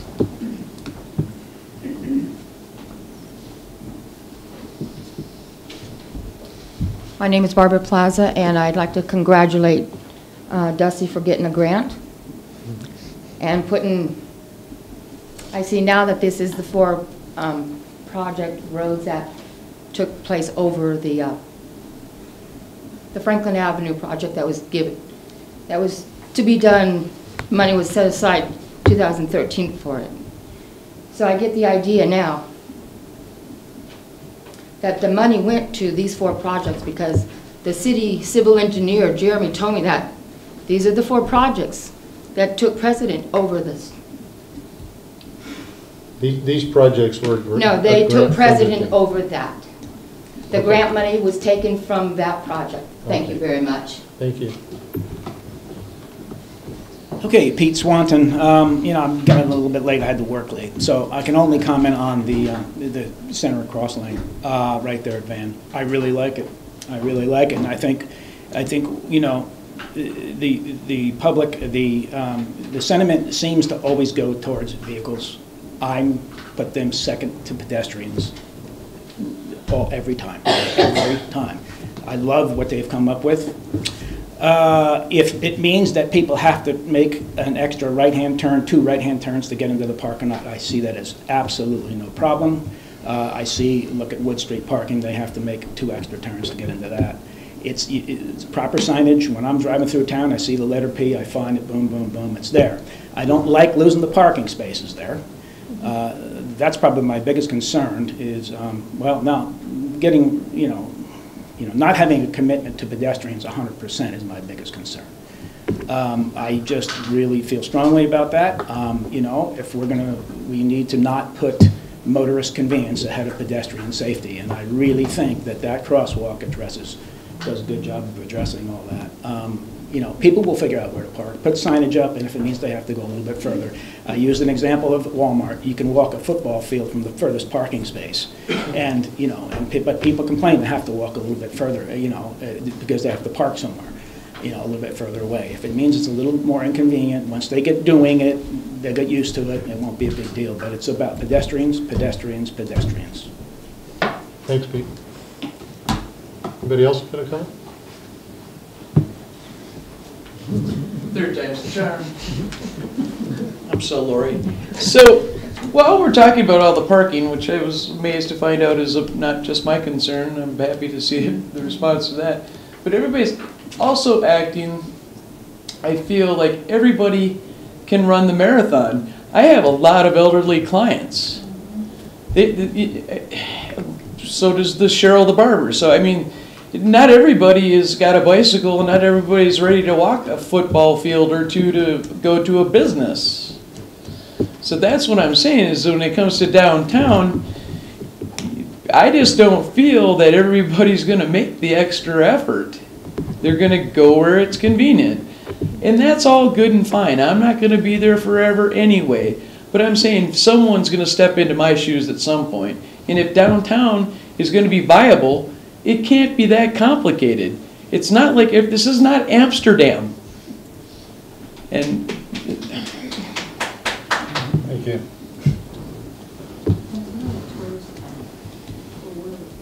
Yes, Larry Aguilera, and I'm new to this area, so I really don't have an opinion on the plan. But I would like to mention light abatement. When you do these things, make sure the light is where it's supposed to be, because coming from Oakland, I couldn't even see the stars. And I hate for this small town to have that kind of feel where you can't even see the stars. So hopefully you take that into consideration. Thank you. Thank you. Anybody else got address this evening? There is a non-action item, so we will bring this back to a special meeting on December 6th as an action item. I would just summarize my comments. I'm not excited about the moving the Rexall parking entrance to West Mendocino. That doesn't excite me a lot. I'd like to leave Wood Street the direction it's going and leave West Mendocino a 2-way street. As a 20-year member of the fire department, and or not, maybe 17,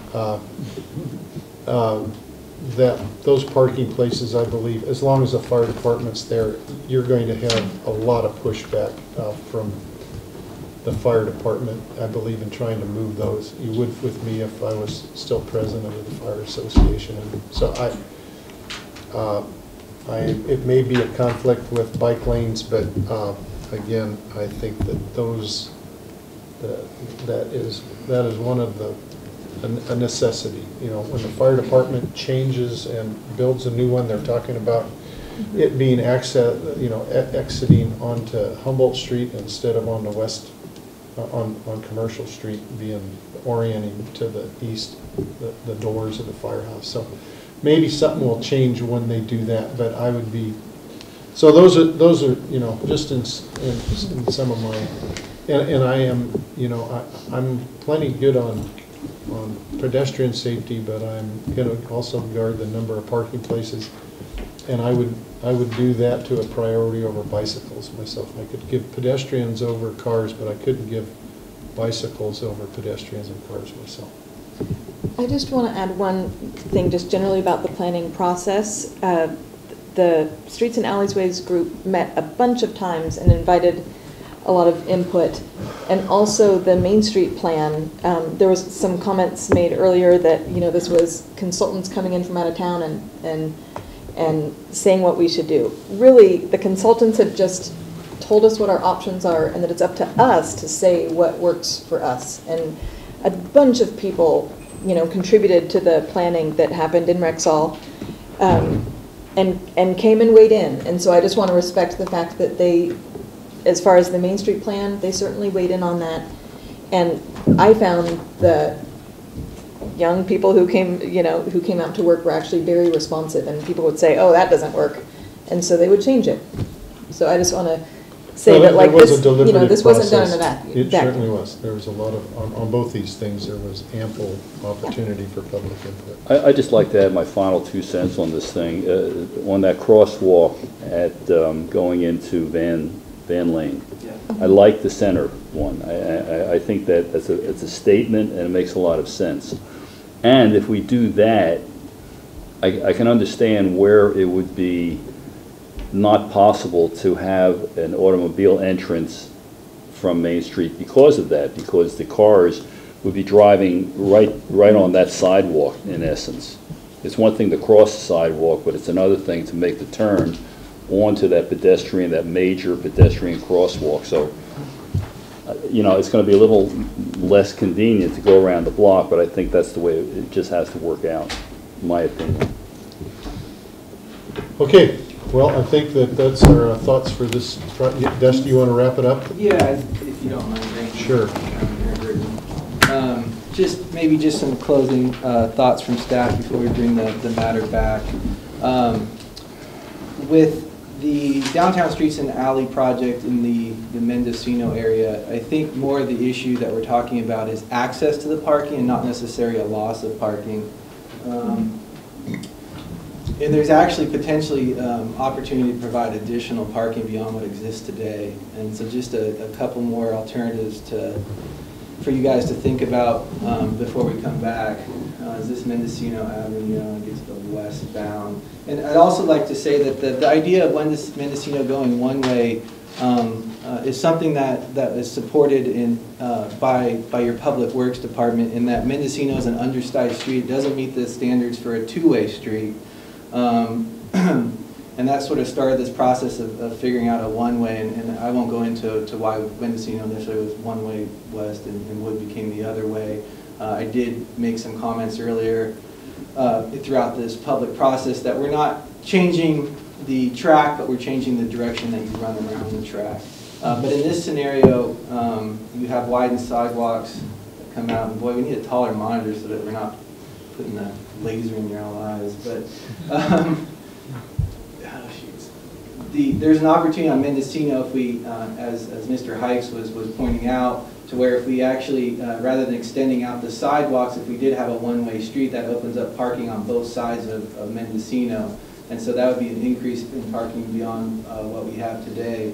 The other thing I wanted to mention was with Ardella's private parking lot, there's maybe one space that doesn't quite meet city standards. But if you were to allow this to be a one-way street, part of this angled parking is to allow for folks to see bicycles or pedestrians coming this way. But that becomes maybe less of a problem if this becomes a one-way street and that you're not also having to worry about this conflict of people making that right-hand turn, so you have less things to pay attention to. In that scenario, if we left the parking alone, again, there's just this question about this one spot here that potentially doesn't meet city standards, but then that doesn't become a loss of parking either. And so we have an increased parking on Mendocino, we maintain our existing parking here, we still have the issue of access into that parking area. So I did want to just, again, make that clear. Dusty, can you tell me yeah. for an ordinary business what the parking spaces are required based on square footage of the business ordinarily? Yeah, right? and typically for retail, you're looking at about 1 space per 300 square feet. That's what the number I was looking at. Mm-hmm. Many of the businesses downtown don't meet that, but essentially they've been grandfathered in. As new businesses come in, we look to support them. And I mean, that's certainly the other issue that we have especially in that little 2-block life is that we've got, you know, square footage wise, we're probably somewhere at 50% occupancy presently on those, you know, on the existing square footage of usable space. So if they were all occupied, it'd be, and you can't go, so if somebody wants to open up a business in Sydney's again, which is probably dating yourself. a 3,000 square foot building, they don't have to, they would be grandfathered, they wouldn't have to identify parking. I apologize, is Sydney's? Well, it's right Next to Mazahar. Yeah, next to north of Mazahar. Okay, well, the general rule that you look for when a new business comes in is it increasing intensity beyond the previous business? So if you went from something that maybe was really a business that really only attracted employees, it wasn't open to the public, and it provided a certain amount of spaces, and then the next business that came in was some sort of retail that involved a lot of traffic, then that potentially becomes inconsistent with our code. But again, there's always the opportunity to obtain a variance and come in front of the council and get findings for special circumstances. And so in that situation, the council is probably looking at, is there an opportunity for that business to provide additional parking, reasonably provide additional parking? And if there's not, that's a hardship, and you can make a finding to support that business even though that parking doesn't exist. And certainly that does create a larger demand for on-street parking. And I think we do understand the way that the parking could be improved on Mendocino, but my concern, and I think the concern that was voiced, is that you can't easily access, so even if there's more parking there with the new configuration, if it's one way, you can't easily access it. You have to go, around a full city block. So it's not just Schmidt-Bauer, which I think is fairly doable, and there's actually, you might find other parking on commercial, but you would have to go all the way around, and so I think we understand both. Yeah. You would take a left off of Main Street onto Mendocino and Park, right? I think currently, if I'm heading north and I'm, passing the Bank of Willits or Savings Bank, right. Either if you're heading northbound, you're taking a left on the Mendocino and Park. So even though you're taking a right and parking on Mendocino. You'd have to train the locals at least to turn right on Wood, take Humboldt, and come back up. And that was another thing that was I'm talking about that Public Works was discussing with staff and the consultants when we did our first walkthrough, and that Commercial Street is really one of the only streets that's set up to handle a lot of traffic coming onto Main Street. And again, by creating these one-way situations, you're essentially pushing people out in the commercial. But you're absolutely correct in that a trade-off is that you're having to spend a little bit more time in your travel distance before making it out on the commercial. So yeah, exactly right. Thank you. All right. Thanks, Dusty. I'd like to take about a 5-minute break. Usually works into 10, but I'm going to take one anyway. Okay, I'd like to get back into business here. Thank you. Got the consent calendar. Anybody? I'd like to pull What number is it, C? C, okay. What about A and B? Do I hear a motion to approve the I so consent moved. items, A and B? Or second? Yeah, I'll second. Any public comment? It has to do with minutes and the warrants. Roll call vote, please. Councilmember Strawn? Yes. Strong? Yes. Madrigal? Yes. Weinstein? Yes. Mayor Burton? Yes. So Larry, you wanted to talk about the I reinstating? want to know, I want to, and I've read it several times. I'm concerned whenever I see the request for 218, which means to me that you're going to raise the rates. And maybe that's not the reason behind it, but every time I see that 218 means that that's on the horizon, and that concerns me because I think that the water rates are high enough, especially when you go around in the summer and look at the yards and stuff which are dry. Anyhow, that's my reasoning. Anybody want to discuss it? I mean, this is clearly an expenditure of public's money to do a rate study so that in the event you have an inclination to look at raising rates, you have done the paperwork, legal background to do it. You would not do it in case, if you weren't anticipating. How a rate study is good for 5 years? Yes. And to implement the first rate or the last rate? Because you implement steps most of the time when you do it. Usually that's how it works over a 5-year period. With our last rate study, the council chose not to implement rate increases a couple of years of those 5 years, and then in the end, we had so much left that we could increase, and while we did do an increase, it wasn't quite for the full amount. So you're saying we still have a little cap left in an existing rate? I think it's Susie's saying no. I think it's too minimal. Yeah. Okay. So, but clearly, Larry, I mean, you're right in principle. You would not be doing a rate study if you didn't anticipate. We have, I'm not excited about raising rates either. I doubt I'd support it, but at this point in water, but we have spent $1 million of capital of retained earnings or, capital fund for the emergency water line project that we did of our own money, and we just recently spent $857,000 or close to $900,000 to do the line extension from State Street to past the high school. And these were done with cash. They weren't neither one of them were financed projects. So it is getting, it's been tough on the reserves of that account, and so clearly we just did the $5 million project that is kind of being. I look at that as kind of being a bridged loan project that we are sunsetting. We're about to make the last payment on the purchase of the water plant from Clifford Horn in the 80s, and that debt service is being essentially shifted over to this $5 million plant improvement that we did. So, I think that conceivably in the next 5 years there may be a need, but wastewater is, we certainly just finished a $25 million wastewater project in the last 24 months, maybe it's longer now.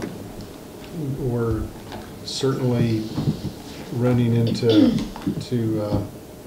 more collection system issues, I&I issues, and water board issues. So I think it's a reasonable expense to get it to a point where we can have that conversation. We actually have had the conversation that we want to do rate study. I mean, that was done in whatever meeting you cited. June 13th. If we have a change of direction of that, but I mean, I support the rate study, and it is going to tell us. I mean, I've never done a rate study yet that told us charge less money. That though we did actually, I take that back because before we built the new plant, we did a rate study that we had adopted it to include a fairly substantial expenditure on not only the new plant, but on some collection line improvements.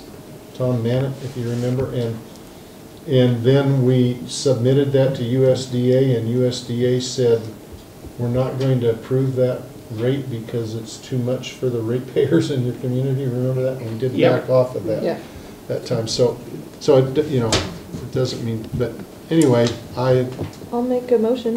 I think that's the deal. So there's a motion. Is there a second? Yeah, I'm going to move that we award the contract for the rate study. Second. Is there any public comment wanting to weigh in on doing a rate study? This is for wastewater and drinking water. Your wastewater bill is on your property tax. If you don't see it, you wouldn't see it if you were a renter, but if you're a landlord and you get property tax bill, it's listed along with some of your special district fees like fire department and stuff like that. The water bill is in your monthly, it usually goes to the consumer, not to the landlord. So that's where these rates show up. Yeah. You're done.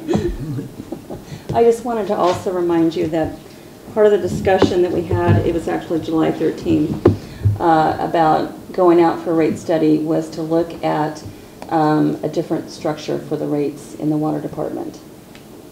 And it was the council's direction at that point to, if we were going to do a rate study, to also look at sewer at the same time. Mm-hmm. Yeah, and I recall that it was even more recent than that when we were looking at budget issues, that we decided that this might be an appropriate time to do the rate study, because it had been quite a while. Well, actually, I think it started when I wanted to lower the water rates. We don't need a rate study to lower water rates. We need a rate study to raise. I don't believe you need a rate study to lower rates. We don't need a 218 authorization, but we might want to know what we're doing when we lower rates. Well, I mean, clearly the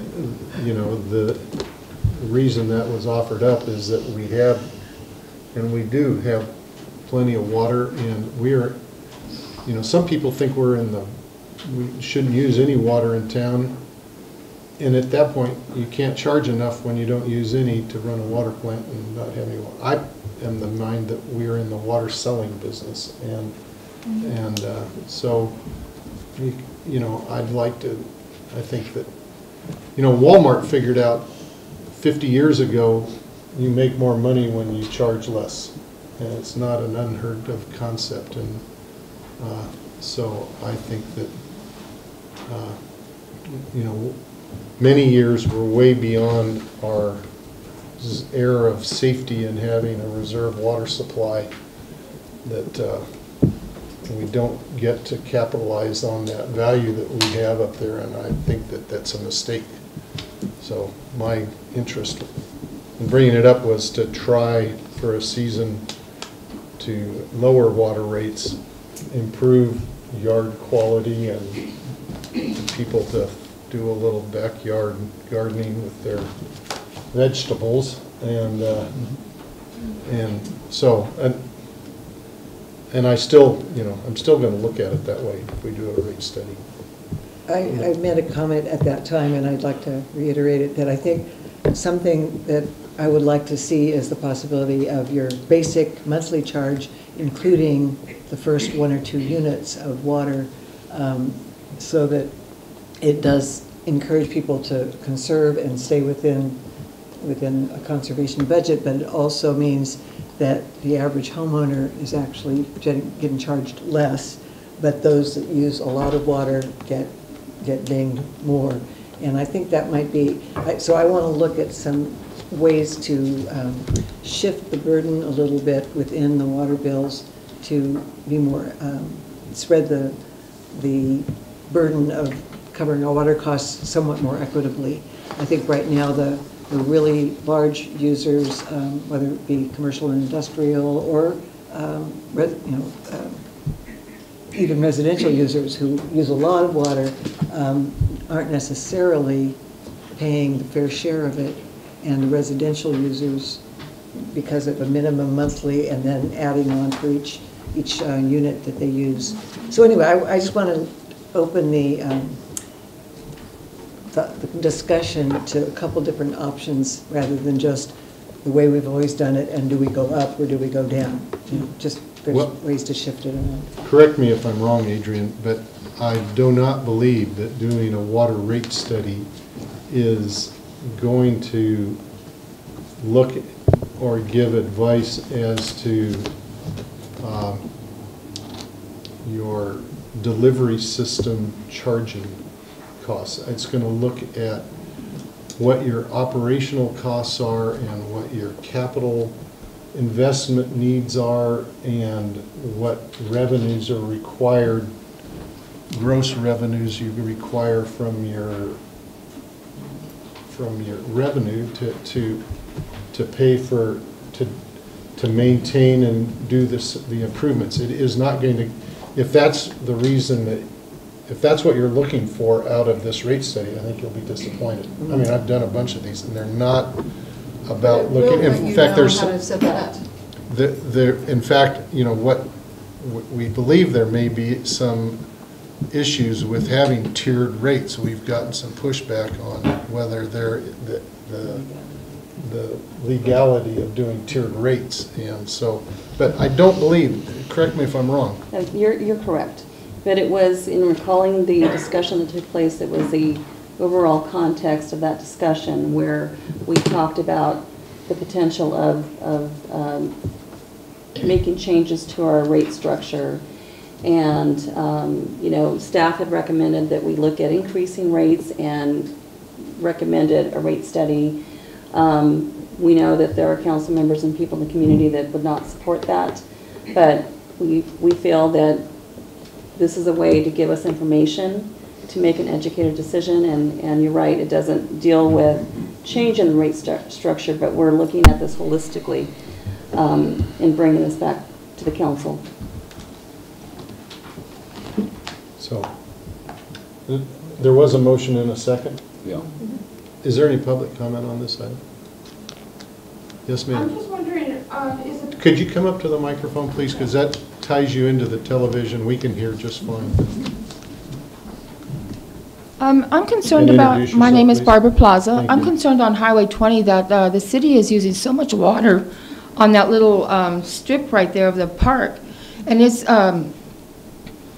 watered so much that who's paying for it? Thank you.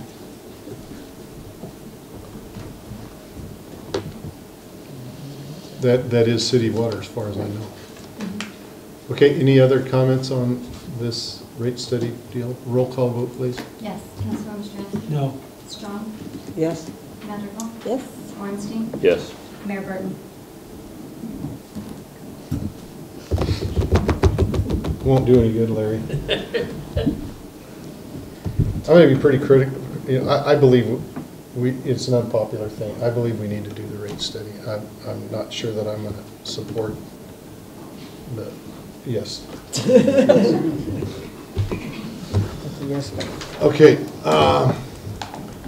so we're moving on to rights to appeal. Persons are dissatisfied with the decision, city council may have a right to review of that decision by a court. The city has adopted 1094.6 of the Code of Civil Procedure, which generally limits to 90 days the time within which decisions of the city council may be judicially challenged. So let's move on to city manager reports. Okay, well, the first item I have is regarding a shared services agreement between the city and Brook Trails Township Community Services District for the purchase and use, maintenance, and storage of a Rover X camera system, and that's for the to do inspections of the smaller sewer mains that we currently cannot do, and that, if I remember what Scott said, constitutes about 20% of our line inspections that we're currently unable to do. This is a portable camera system. It's not a truck. It's actually the camera system itself. It is about just under $70,000, and it's something that is beyond what we had budgeted, and it's also beyond what Brook Trails has budgeted. However, we camera in the dry weather months, and they camera in the wet weather months, so there would be no conflict there. So we had a discussion with their general manager and their utility person, and feel that this is a beneficial way for both of us to proceed. And so we are asking that, that the council approve this agreement, adopt the resolution authorizing the execution of this shared services agreement between the two entities. What was the total cost, did you say? So the total cost is Roughly? Almost 70. $63,229 and change. The way it would work is Brook Trails would actually make the purchase, and they would bill us for our half.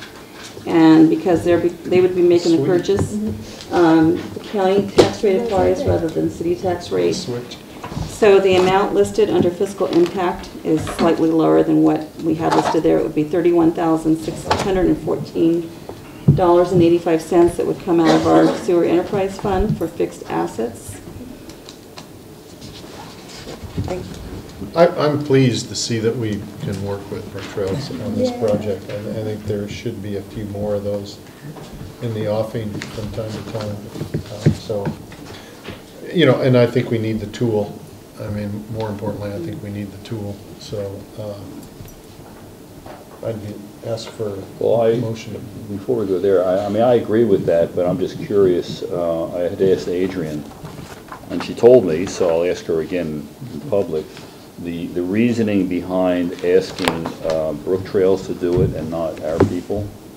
As far as the purchase? Yeah. It really made no difference either way. Okay. But when we met with them, they agreed that they would take on the purchase responsibility. Is there going to be a dialogue between our two entities to discuss what's actually purchased? Well, we've identified the equipment, and I will pass around the quote if you'd like to see it. Oh, no, okay, so that's already been done. Right. Oh, okay, fine. Right. And it was actually Scott who knows with the city that researched this, and he had been discussing this with their guy Robert for a while. I also want to note that they took this to their board meeting last night, and this was approved. Okay. We'll give them the depreciation. I'll move approval of that. I'll second. So you know, your recommendation? So Madge moved, Holly seconded. Is there any comment on the camera to look at places that you don't want to go? Roll call vote, please. Councilman Yes. Krasinski, Strong, Yes. Madrigal. Yes. Orenstein. Yeah. And Burton. Sure. Thanks. What are we doing with Jen? Then I 8C. have some verbal reports, and then I'll move on to 8C. Okay. Just a couple of things. The trees at City Park, we have received the new replacement trees, and they will go in the next week or two. And to remind you, those are trees that we ordered that are in larger containers. They're 24-inch box containers, so we could get a more significant planting right off the bat. And I don't know if I had it at the last council meeting, but for people that may not have been here, the trees are coming down because they're damaged or dead and are quite a safety hazard. And we have a slice of one of the trunks in the office at City Hall that is hollowed out. So, because on the outside you can't see that, but if anybody wants to stop by and check that out, there is a reason why we're doing this. We're not doing this to be in the crosshairs in the community. There is a very valid reason, and it's out of concern for safety of everybody that uses City Park. Adrian, can I ask a quick question on that before we leave the trees? There's a pretty big stump in there that I think is getting removed. Is that held up on the weather? Is the ground too soggy to get out there? That could be the case. Because it's all cautioned off and stuff, but I think that was last week, and so I didn't know how long how long it was going to be inaccessible in that area. I don't know. I don't know, but I'll check that out. When they plant the new trees, I understand that the planting took place, the person that designed that park was a guy, one of the people that worked on the Golden Gate Park in San Francisco. And are they going to go back with some kind of configuration to keep with that particular part of the history of that place, or for the most whatever? part? They're not going to be, well, we're changing species so that we don't have the same problems that we had with these trees. And one of the problems with some of these trees was, I think a couple of decades ago or better, concrete was poured in them, and that, of course, didn't help the situation. Right. So we're being much more mindful about how to properly take care of them, and we are using our local experts as well as some. I just wanted to make sure that, you know, that the configuration of the trees are as close to the original as it is, because that historically, you know, has to do with the Howard family, and the one person that I knew was Barry Plateau, which was a teacher. Well, she was a counselor here at the high school. Her dad was one of the guys that did the original part of it. Yeah. And so I was just wanted to make sure that maintains the same. Yeah, it will status. be very, very similar. I think the only difference you're really going to see is the spacing between the trees. Okay. But the configuration will be the same. Okay, moving on from that. I think all of you should have a copy of this magazine for you tonight. I just wanted to highlight this to the community that, you know, our water department has in the past couple of years received some pretty bad press, and some of it legitimately so. We've had challenges with algae blooms and you know, contaminants in the water that exceeded the maximum levels that are set forth by the Water Board. But the water operators and our utility superintendent, Scott Herman, have worked very hard to come up with solutions. And they were visited a few months back by somebody working for the California Rural Waters Association, and he was so impressed with what they've done up there, the improvements that they have made, the quality of the water at this point in time, and that all of that has also resulted in cost savings. And so impressed, in fact, that he wanted a story to run in the industry journal. And so this just came out a week or so ago. It's the California Water Journal. It's a publication of that association. It's pretty technical, but it does talk about what they have done at the plant to bring it to its current high standard of quality. For them. Yeah. It's great recognition. So I'm ready for 8C if you're yes, ready. Go ahead. This is an urgency item that you guys approved earlier to amend the agenda to accommodate. We have 3 shared facilities with the school district: the swimming pool, the tennis courts, and the Bechtel Grove Middle School gym. The roof on the gym is in very dire condition at this point and needs to be immediately replaced. And especially with the impending, you know, wet weather season that we've already experienced some of. So the school district has voted to approve allocating the funds to pay for the repair. But because the city is the owner of that facility, we need to be the contracting agency with the contractor that will do the work. And so what is before you tonight is information about the bids that were sought out. We received 3 bids. It was an informal bidding process. It meets the requirements for emergency bidding to forego the formal bidding process. But it was 3 local contractors that did submit bids for this. The lowest bidder was Wayne Beshore's company. He would like to get started as soon as possible. And we need authorization to approve that contract and also finalize a reimbursement agreement with Willits Unified. I will note that they did present me with a signed agreement that they had drafted. However, we found some areas that needed to be expanded in that agreement.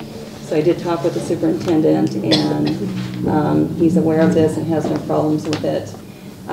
He initially proposed that the repair agreement would include the tennis courts. That doesn't meet the urgency criteria for tonight, so we will bring back the tennis court repairs as well as an MOU for all 3 facilities for a longer term with the school district at the November 9th meeting. So just tonight, I'm seeking authorization to contract with Wayne Gashore for the emergency repairs and to finalize and execute a reimbursement agreement with the school district. Adrian, if I could, if we're proceeding on an urgency basis and in view of an emergency and thus dispensing with time required to do formal competitive bidding, then we have to have a vote by 4/5 approval that, number one, that an emergency exists and that justifies the dispensing with further competitive bidding and that it's necessary to get started right away. So we have to have in our minutes need to reflect that on the basis really of substantial evidence, the council did find that an emergency exists. So I think it would be well if John Sherman could tell you briefly and get on the record with just what the problem is with the building and what the risks are if we wait. Good. Yeah. What does it look like? Many years of neglect. Essentially, there hasn't been any maintenance done on that building in probably 2 decades.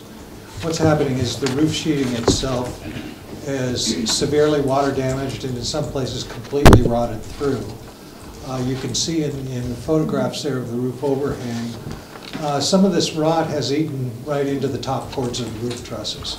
So we've got some structural potential for some structural problems there. I would not walk on the roof after I saw the damage from the outside. I think that, you know, the bottom line is I'd probably either end up in the attic or on the gym floor if I did. But we did crawl through the attic. There's about a 3.5 foot attic space in there. And you can see the water damage on the bottom of the plywood really clearly. And you can see that in places it's actually working its way down into the top cords of the roof trusses. And consequently, we've got to do something now. Mr. Westerberg, the new superintendent of schools there, is really concerned that we have kids in that building all day long, 5 days a week. And if we have any sort of failure at all, it's endangering those kids. Well, there's mold issues in as well. Yeah, not to mention they've got a really nice hardwood floor there that's just going to be junk. Is it a flat, John, is it a flat roof? I mean, is that part of the problem? It's very low pitch. No, it's not. Right. It's got a composition roof on it that was done 30-something years ago, and the oak trees that are near the building are actually overhanging the building, and there's 6 or 8 inches of oak duff on top of the roofing. Composition roofing doesn't put up with that, and it just eats right through. What we've done, I drew a set of plans and sent it out to some of the local contractors just to kind of get an idea of what they were thinking about and what kind of numbers we were looking at. Essentially, what we determined was when we do the structural repair and the roof sheeting, replace the roof sheeting, then we're proposing to put a TPO roof on it, which is a new membrane roof. It's a one-piece roof, basically a thick rubber pad that's reinforced to go over the whole roof so that we don't look at this kind of thing in the future. Along with that, replacing the rain gutters on either side and bringing the downspouts all the way to the ground. At this point, if you look in your photos, you're going to see that several of the downspouts stop halfway down the building. Initially, we've got some water damage along the siding at the bottom of the walls too. And just to explain, those walls, the plywood sheathing on the exterior of those walls is actually the bracing that keeps the building from racking. So I just don't feel like we can put up with much more damage and be able to feel comfortable with the structural integrity of the building. Did I understand you when you said that we were going to do a membrane roof? Yes. Like a rubber membrane with the heat seal kind of thing? Yes. Not shingles? No. But it says shingles in the proposal. He's got shingles listed in the proposal. Oh, that's on the lower roof that covers the bathrooms. Okay, this little shed thing, you're saying? Yes, yes, that, and that's got quite a bit more pitch on it. But where, shingles are appropriate for that, but not. But where does it say, am I missing it?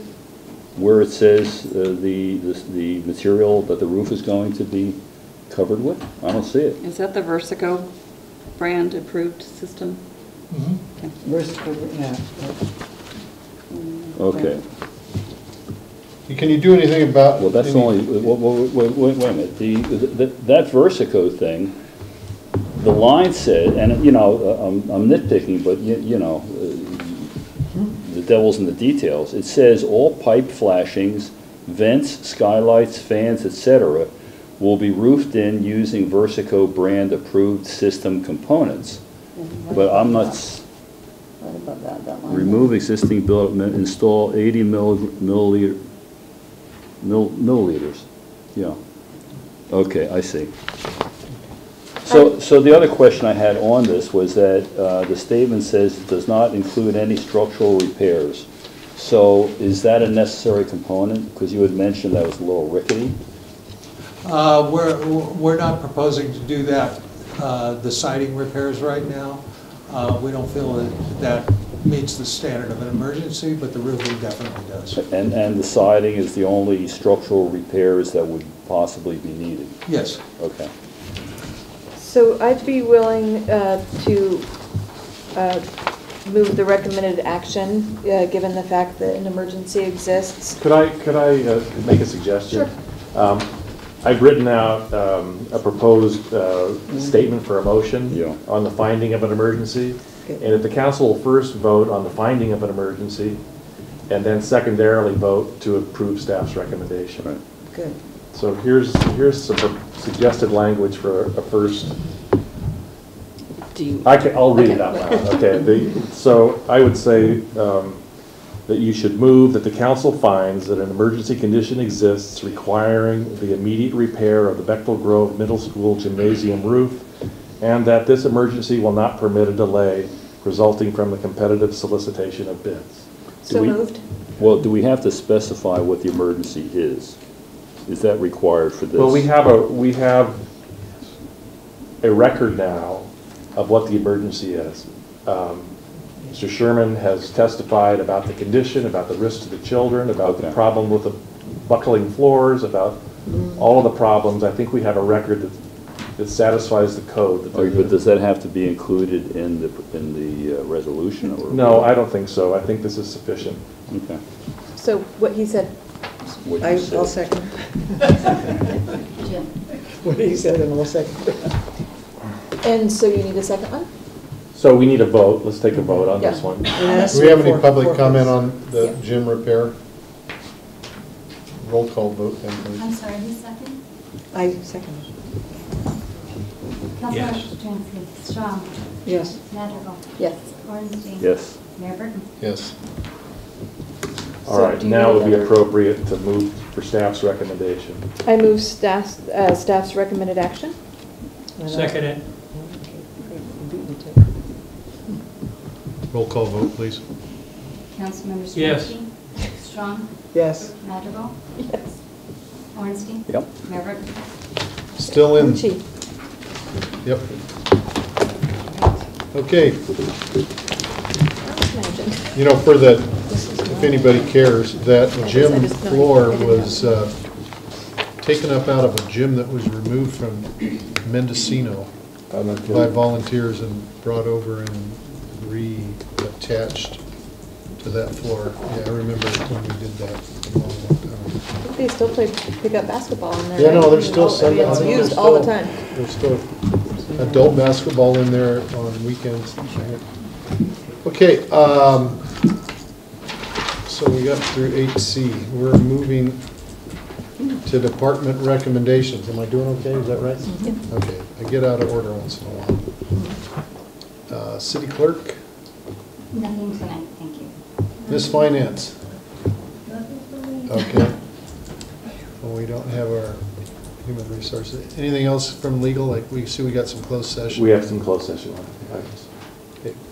Chief.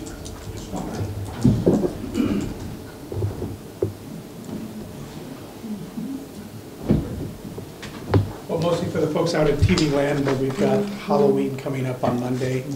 And the latest weather forecast is that today and Halloween are going to be our clear days. So I'm assuming that all the little hobgoblins will be out that day. Our west side of town tends to get a little congested because everybody from the county comes in to trick or treat. So it's kind of asking that everybody pay attention and watch out for the little guys and gals out there. Right. What exactly is a hobgoblin? Never met one. Yeah. Anything else from code enforcement or our building department?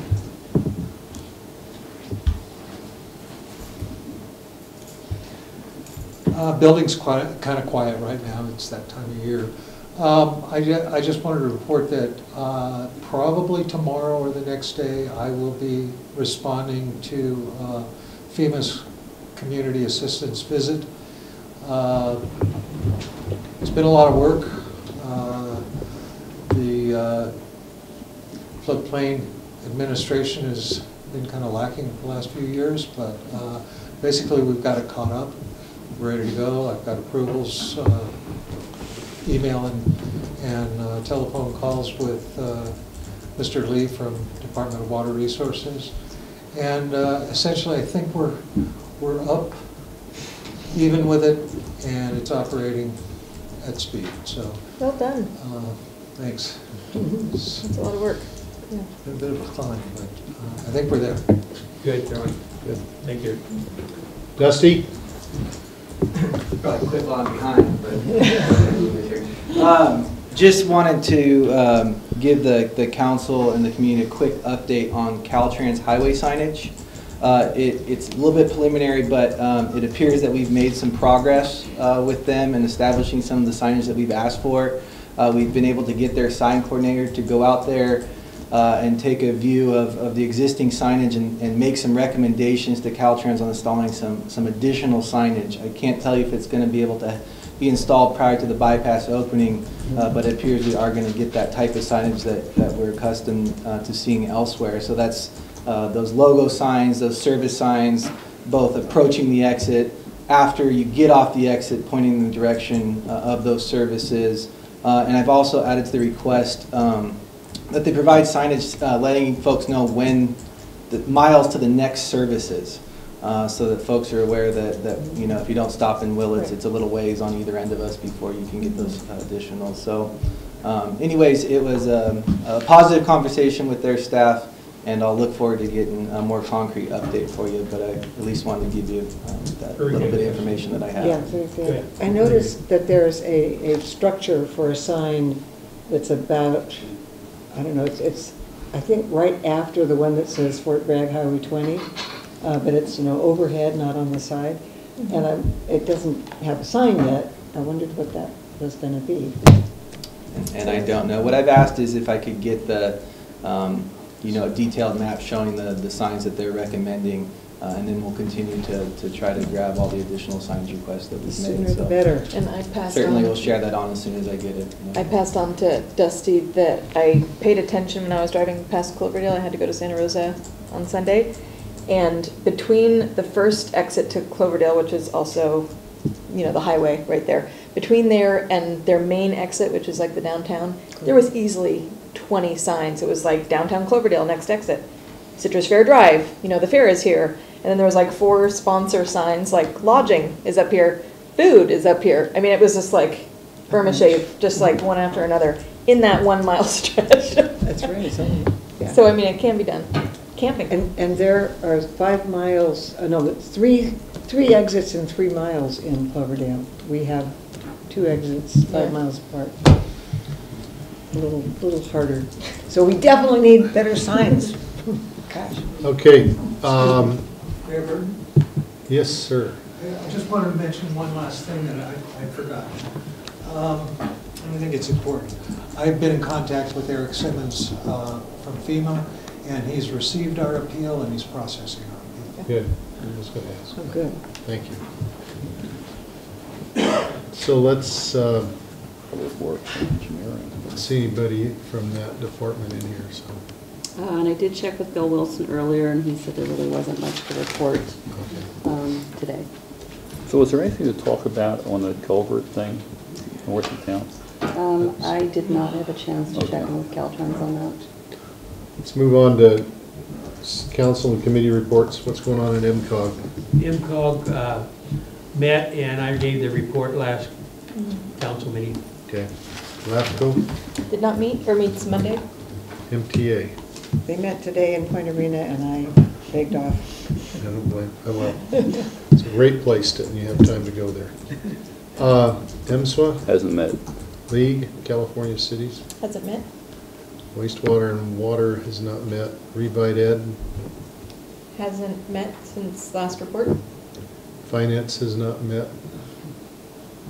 Other committees, EDFC?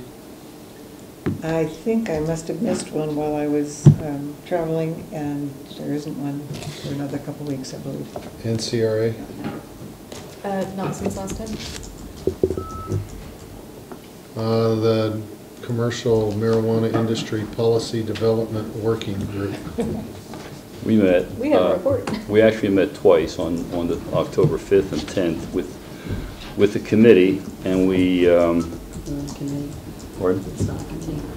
with the group, with the working group, which consisted of 2 council members and a bunch of staff members, and we're looking at the whole issue in a very methodical, step-by-step manner. And some of the questions, we start out with questions and we're going to find the answers and discuss them. What activities are being considered, which is one question. And the possibilities are cultivation, that the committee is kind of leaning towards permitting indoor cultivation up to 22,000 square feet. They're also leaning towards value-added processing that includes trimming and production of salves, tinctures, and things like that, and is in favor of testing labs. And for the present, the committee has chosen, the working group has chosen to consider dispensaries, distribution, and transportation at a later time. It's too many things to take on at one time. The activities they're thinking would be permitted. We're using the model that was created in Arcata, where they have an enterprise zone in a corner of the town away from things, industrial areas. We have to see how that works out with our small town. We're going to be taking into account what is called sensitive receptors, such as schools, daycare centers, senior centers, residential areas, etc. And we have to decide how we can deal with them or stay away from them. And then the potential impacts are being identified, such as odor, land use compatibility, noise, wastewater quality, and required pre-treatment, etc., that kind of stuff. So every one of these issues are going to be deeply investigated and analyzed for application here. Restrictions to be placed on the activities, we have not yet fully discussed this, but the overriding requirement is anyone standing outside of the building would not be able to tell what is going on inside the building. That's like the rule of thumb. And by the way, there will be no outdoor cultivation. There is none permitted now, and we don't anticipate changing that. How many licenses will be granted? We haven't discussed that in detail, but they would be limited. Willits is a small town, and we don't want to overload the town, and we don't want it to become a one-industry town either. So these are all discussions that we're going to be having among ourselves. And the other question was, how would the recipients of the licenses be selected? And we felt that the first come, first serve would be probably the most equitable way. And in that first come, first served, that is when they have the completed applications, all the forms are completed, and they have the required fees. That's when they would be considered, not just someone coming in and saying, I want to do this. And of course, included in the permitting process will be the same sort of background checks and things that are done now for a lot of licenses. And how quickly would all the licenses be granted?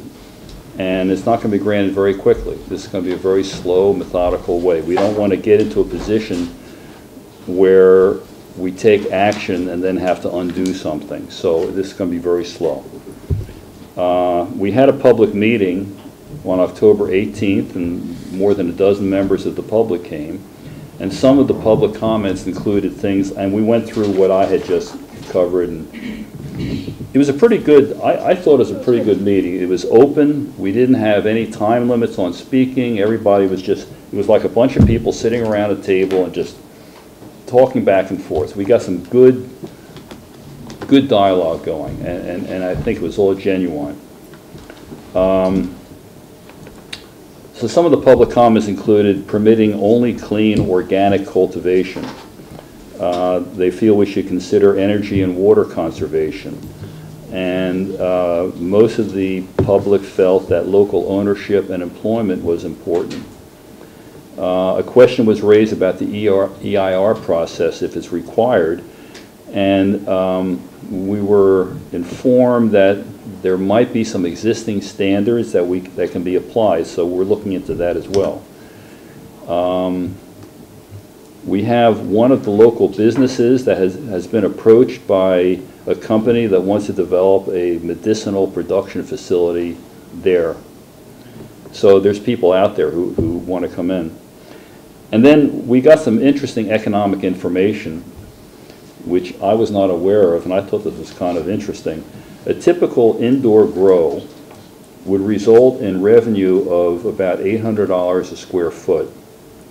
So a $22,000 grow at $800 a square foot, 22,000 square feet at isn't that what I said? No, you said $1,000, but that's okay. Sorry, okay, $800 a square foot, 22,000 square feet equals more than $17 million. So we're talking some serious money here.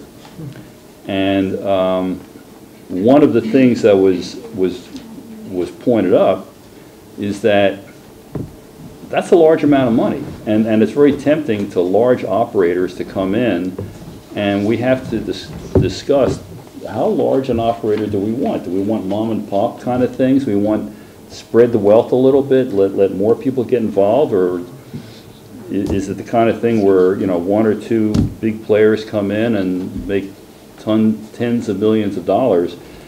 These are questions we have to examine. Indoor grows require a large amount of electricity, and solar panels would be prohibitive in cost and area required. You would need more than an acre, maybe, I forget what it was, like 5 acres of solar panels to handle a 22,000 square foot indoor grow, the electricity, so that's something. So maybe because of that, you know, greenhouses would be a way to go. And another possibility would be just to eliminate cultivation altogether and focus on the testing and production things. So the next public meeting will be held on November 15th here from 4 to 6, and we're planning to have another working group meeting prior to that, and we haven't determined a date yet. Okay. November 15th, you said? November 15th will be the next public meeting, yeah, from 4 to 6. And we're planning at least one field trip to go out to existing facilities to see what's happening, what's working and what's not. And there we go. The 15th is what day? Tuesday. It's a Tuesday. Thank you. I would just add that Fort Bragg just passed their, I believe, cultivation ordinance last night. I have two questions actually. One of them is, how can you not deal with transportation? Because if you're going to locate any kind of facility in city limits, they're going to have to transport their product somewhere. That's a good point. But you know, there's nuances to all of this stuff. And at this point, we're raising the questions and we're looking at the answers. You know, and it's complicated. The more we get into it, the more complicated it becomes. Right. I really appreciate, you know, how much detail you've gone into. So that's one question, is it seems to me you can't, you know, have a facility and not transport anything in or out of it. And then the second one is, I would like you to at least look at dispensary and what is being done in other places, because if we are doing medicinal cannabis and we have patients here, it seems to me legitimate to be able to, for them to have access to purchase it. And you're right, and we did bring that up, but the consensus was... One thing at a time. Yeah, I mean, we're taking some big bites here. Okay. And there's a lot of details. The more stuff we deal with, the more issues have to be looked at and resolved. So we decided that let's hold off the dispensaries until we get this other stuff under control. And then we'll see. We're generally talking about one zoning area. Okay. Once you get into that, you're talking about where, other you know, zoning. other yeah. stuff. But I just to echo what Ron said, I thought the public meeting was, I thought this, actually the meeting with staff was very informative. Everyone really brought a lot to the table as far as what other water departments are doing, and we got a letter from the engineering department. But the public meeting was also really informative. It's, you know, one of the criticisms is that we don't have expertise, and I don't think we pretend to have any expertise. So it was actually really nice to get some of those numbers on what, and one of the recommendations that I hadn't thought about, well, the suggestion from the person who gave us the numbers is like, maybe you should not allow such big things, because that will take out, you know, some of the motive in there. But also a suggestion was that if we had quality standards, like the organic or whatever, if you meet these criteria, then people would know that if it came from Willits, then it meets these standards. And so that could help local producers versus, so I hadn't really, because I sort of feel like we're not in the business of working on your Appalachia or whatever, but that way, you know, we could be supportive of the locals without being involved in it, you know, more than, I don't know. I thought it was interesting. So are you going to have a 5-year residency requirement? Like I don't know. We're looking at that. Those are not legal. We're looking at that as well, because the question was raised: can we do that? I think the Supreme Court has said that it's not. Well, the county, their ordinance, the one that they're still working on, has a 2-year residency requirement. So, you know, we're not sure. We have to look into it and see exactly what we're permitted to do. We don't want to break any laws. So what's the that was for you. What's the, if it was just funny, it would be wonderful. What's the logic around limiting to sensitive receptors if you have a facility which is totally benign to an outside individual? It's an overabundance of caution, and our former planner mentioned that if that's the case, if it really is secure and you really can't tell what it is, there wouldn't be a problem with it being next to a school, but there is, you know, there's a perception, and we don't want to do that. Again, if you think there's a legality issue with a residency requirement, don't you think there'd be a legality issue with something that was permitted in heavy industrial zone, but you are choosing which industrial zone property you're going to permit it for? Don't you think that would... Not all industrial zones are suitable for what we're talking about. I mean, for example, we're aware. Why? Well, we're aware that right now we have industrial businesses right in the middle of residential neighborhoods. That is what it is, and we can't really. East San Francisco. Yeah, I mean, Not really. Roundtree glass is right in the That's not residential. heavy industrial. Well, whatever, heavy or. No, I'm asking, I mean, not whatever. I mean, where is heavy industrial surrounded by? Well, I don't know, that's what we're looking at. That's what we want to look at. And I mean, that's part of the thing. We just threw out, here's possible parameters. Now let's discuss where it works out.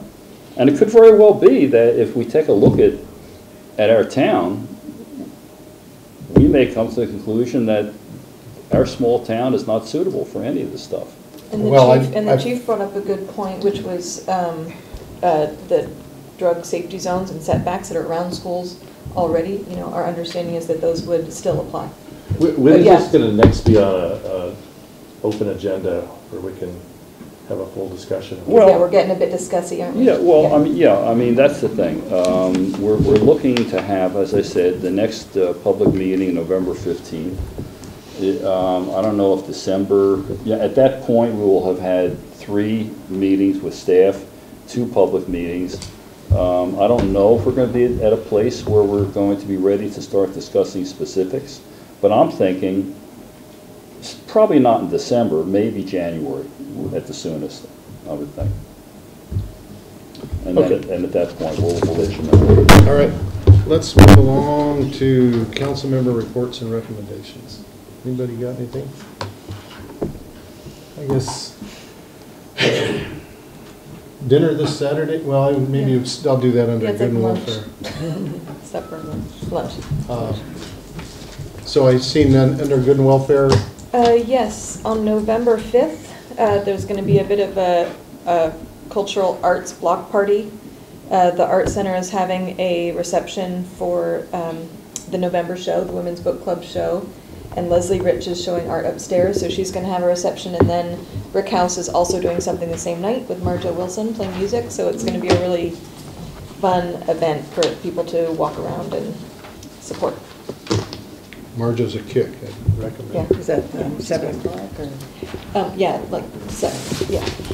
So the 13th, I can pitch my bluegrass show on the 13th at the Art Center, Sunday afternoon, 3 to 6-ish, 5 or 6. Got a great bluegrass group coming in from Bluegrass Country, and their fundraiser for high school scholarships, a Rotary fundraiser for proceeds go to high school scholarships. So tickets available from Rotarians, and hopefully I'll get them into a few stores around town. Maybe Kimberly's could sell some for me. We certainly would do that. Okay, thank you. All right, we do have 2 items, or is there 3 now? Is this one in? No, we have 2 items on closed session. We do have 2 items in closed session. One of an anticipated litigation and the other on negotiation real estate with property that has been acquired by Caltrans for the project that is just being completed. So any decisions made in closed session will be reported back into here immediately thereafter. But thank you for joining us this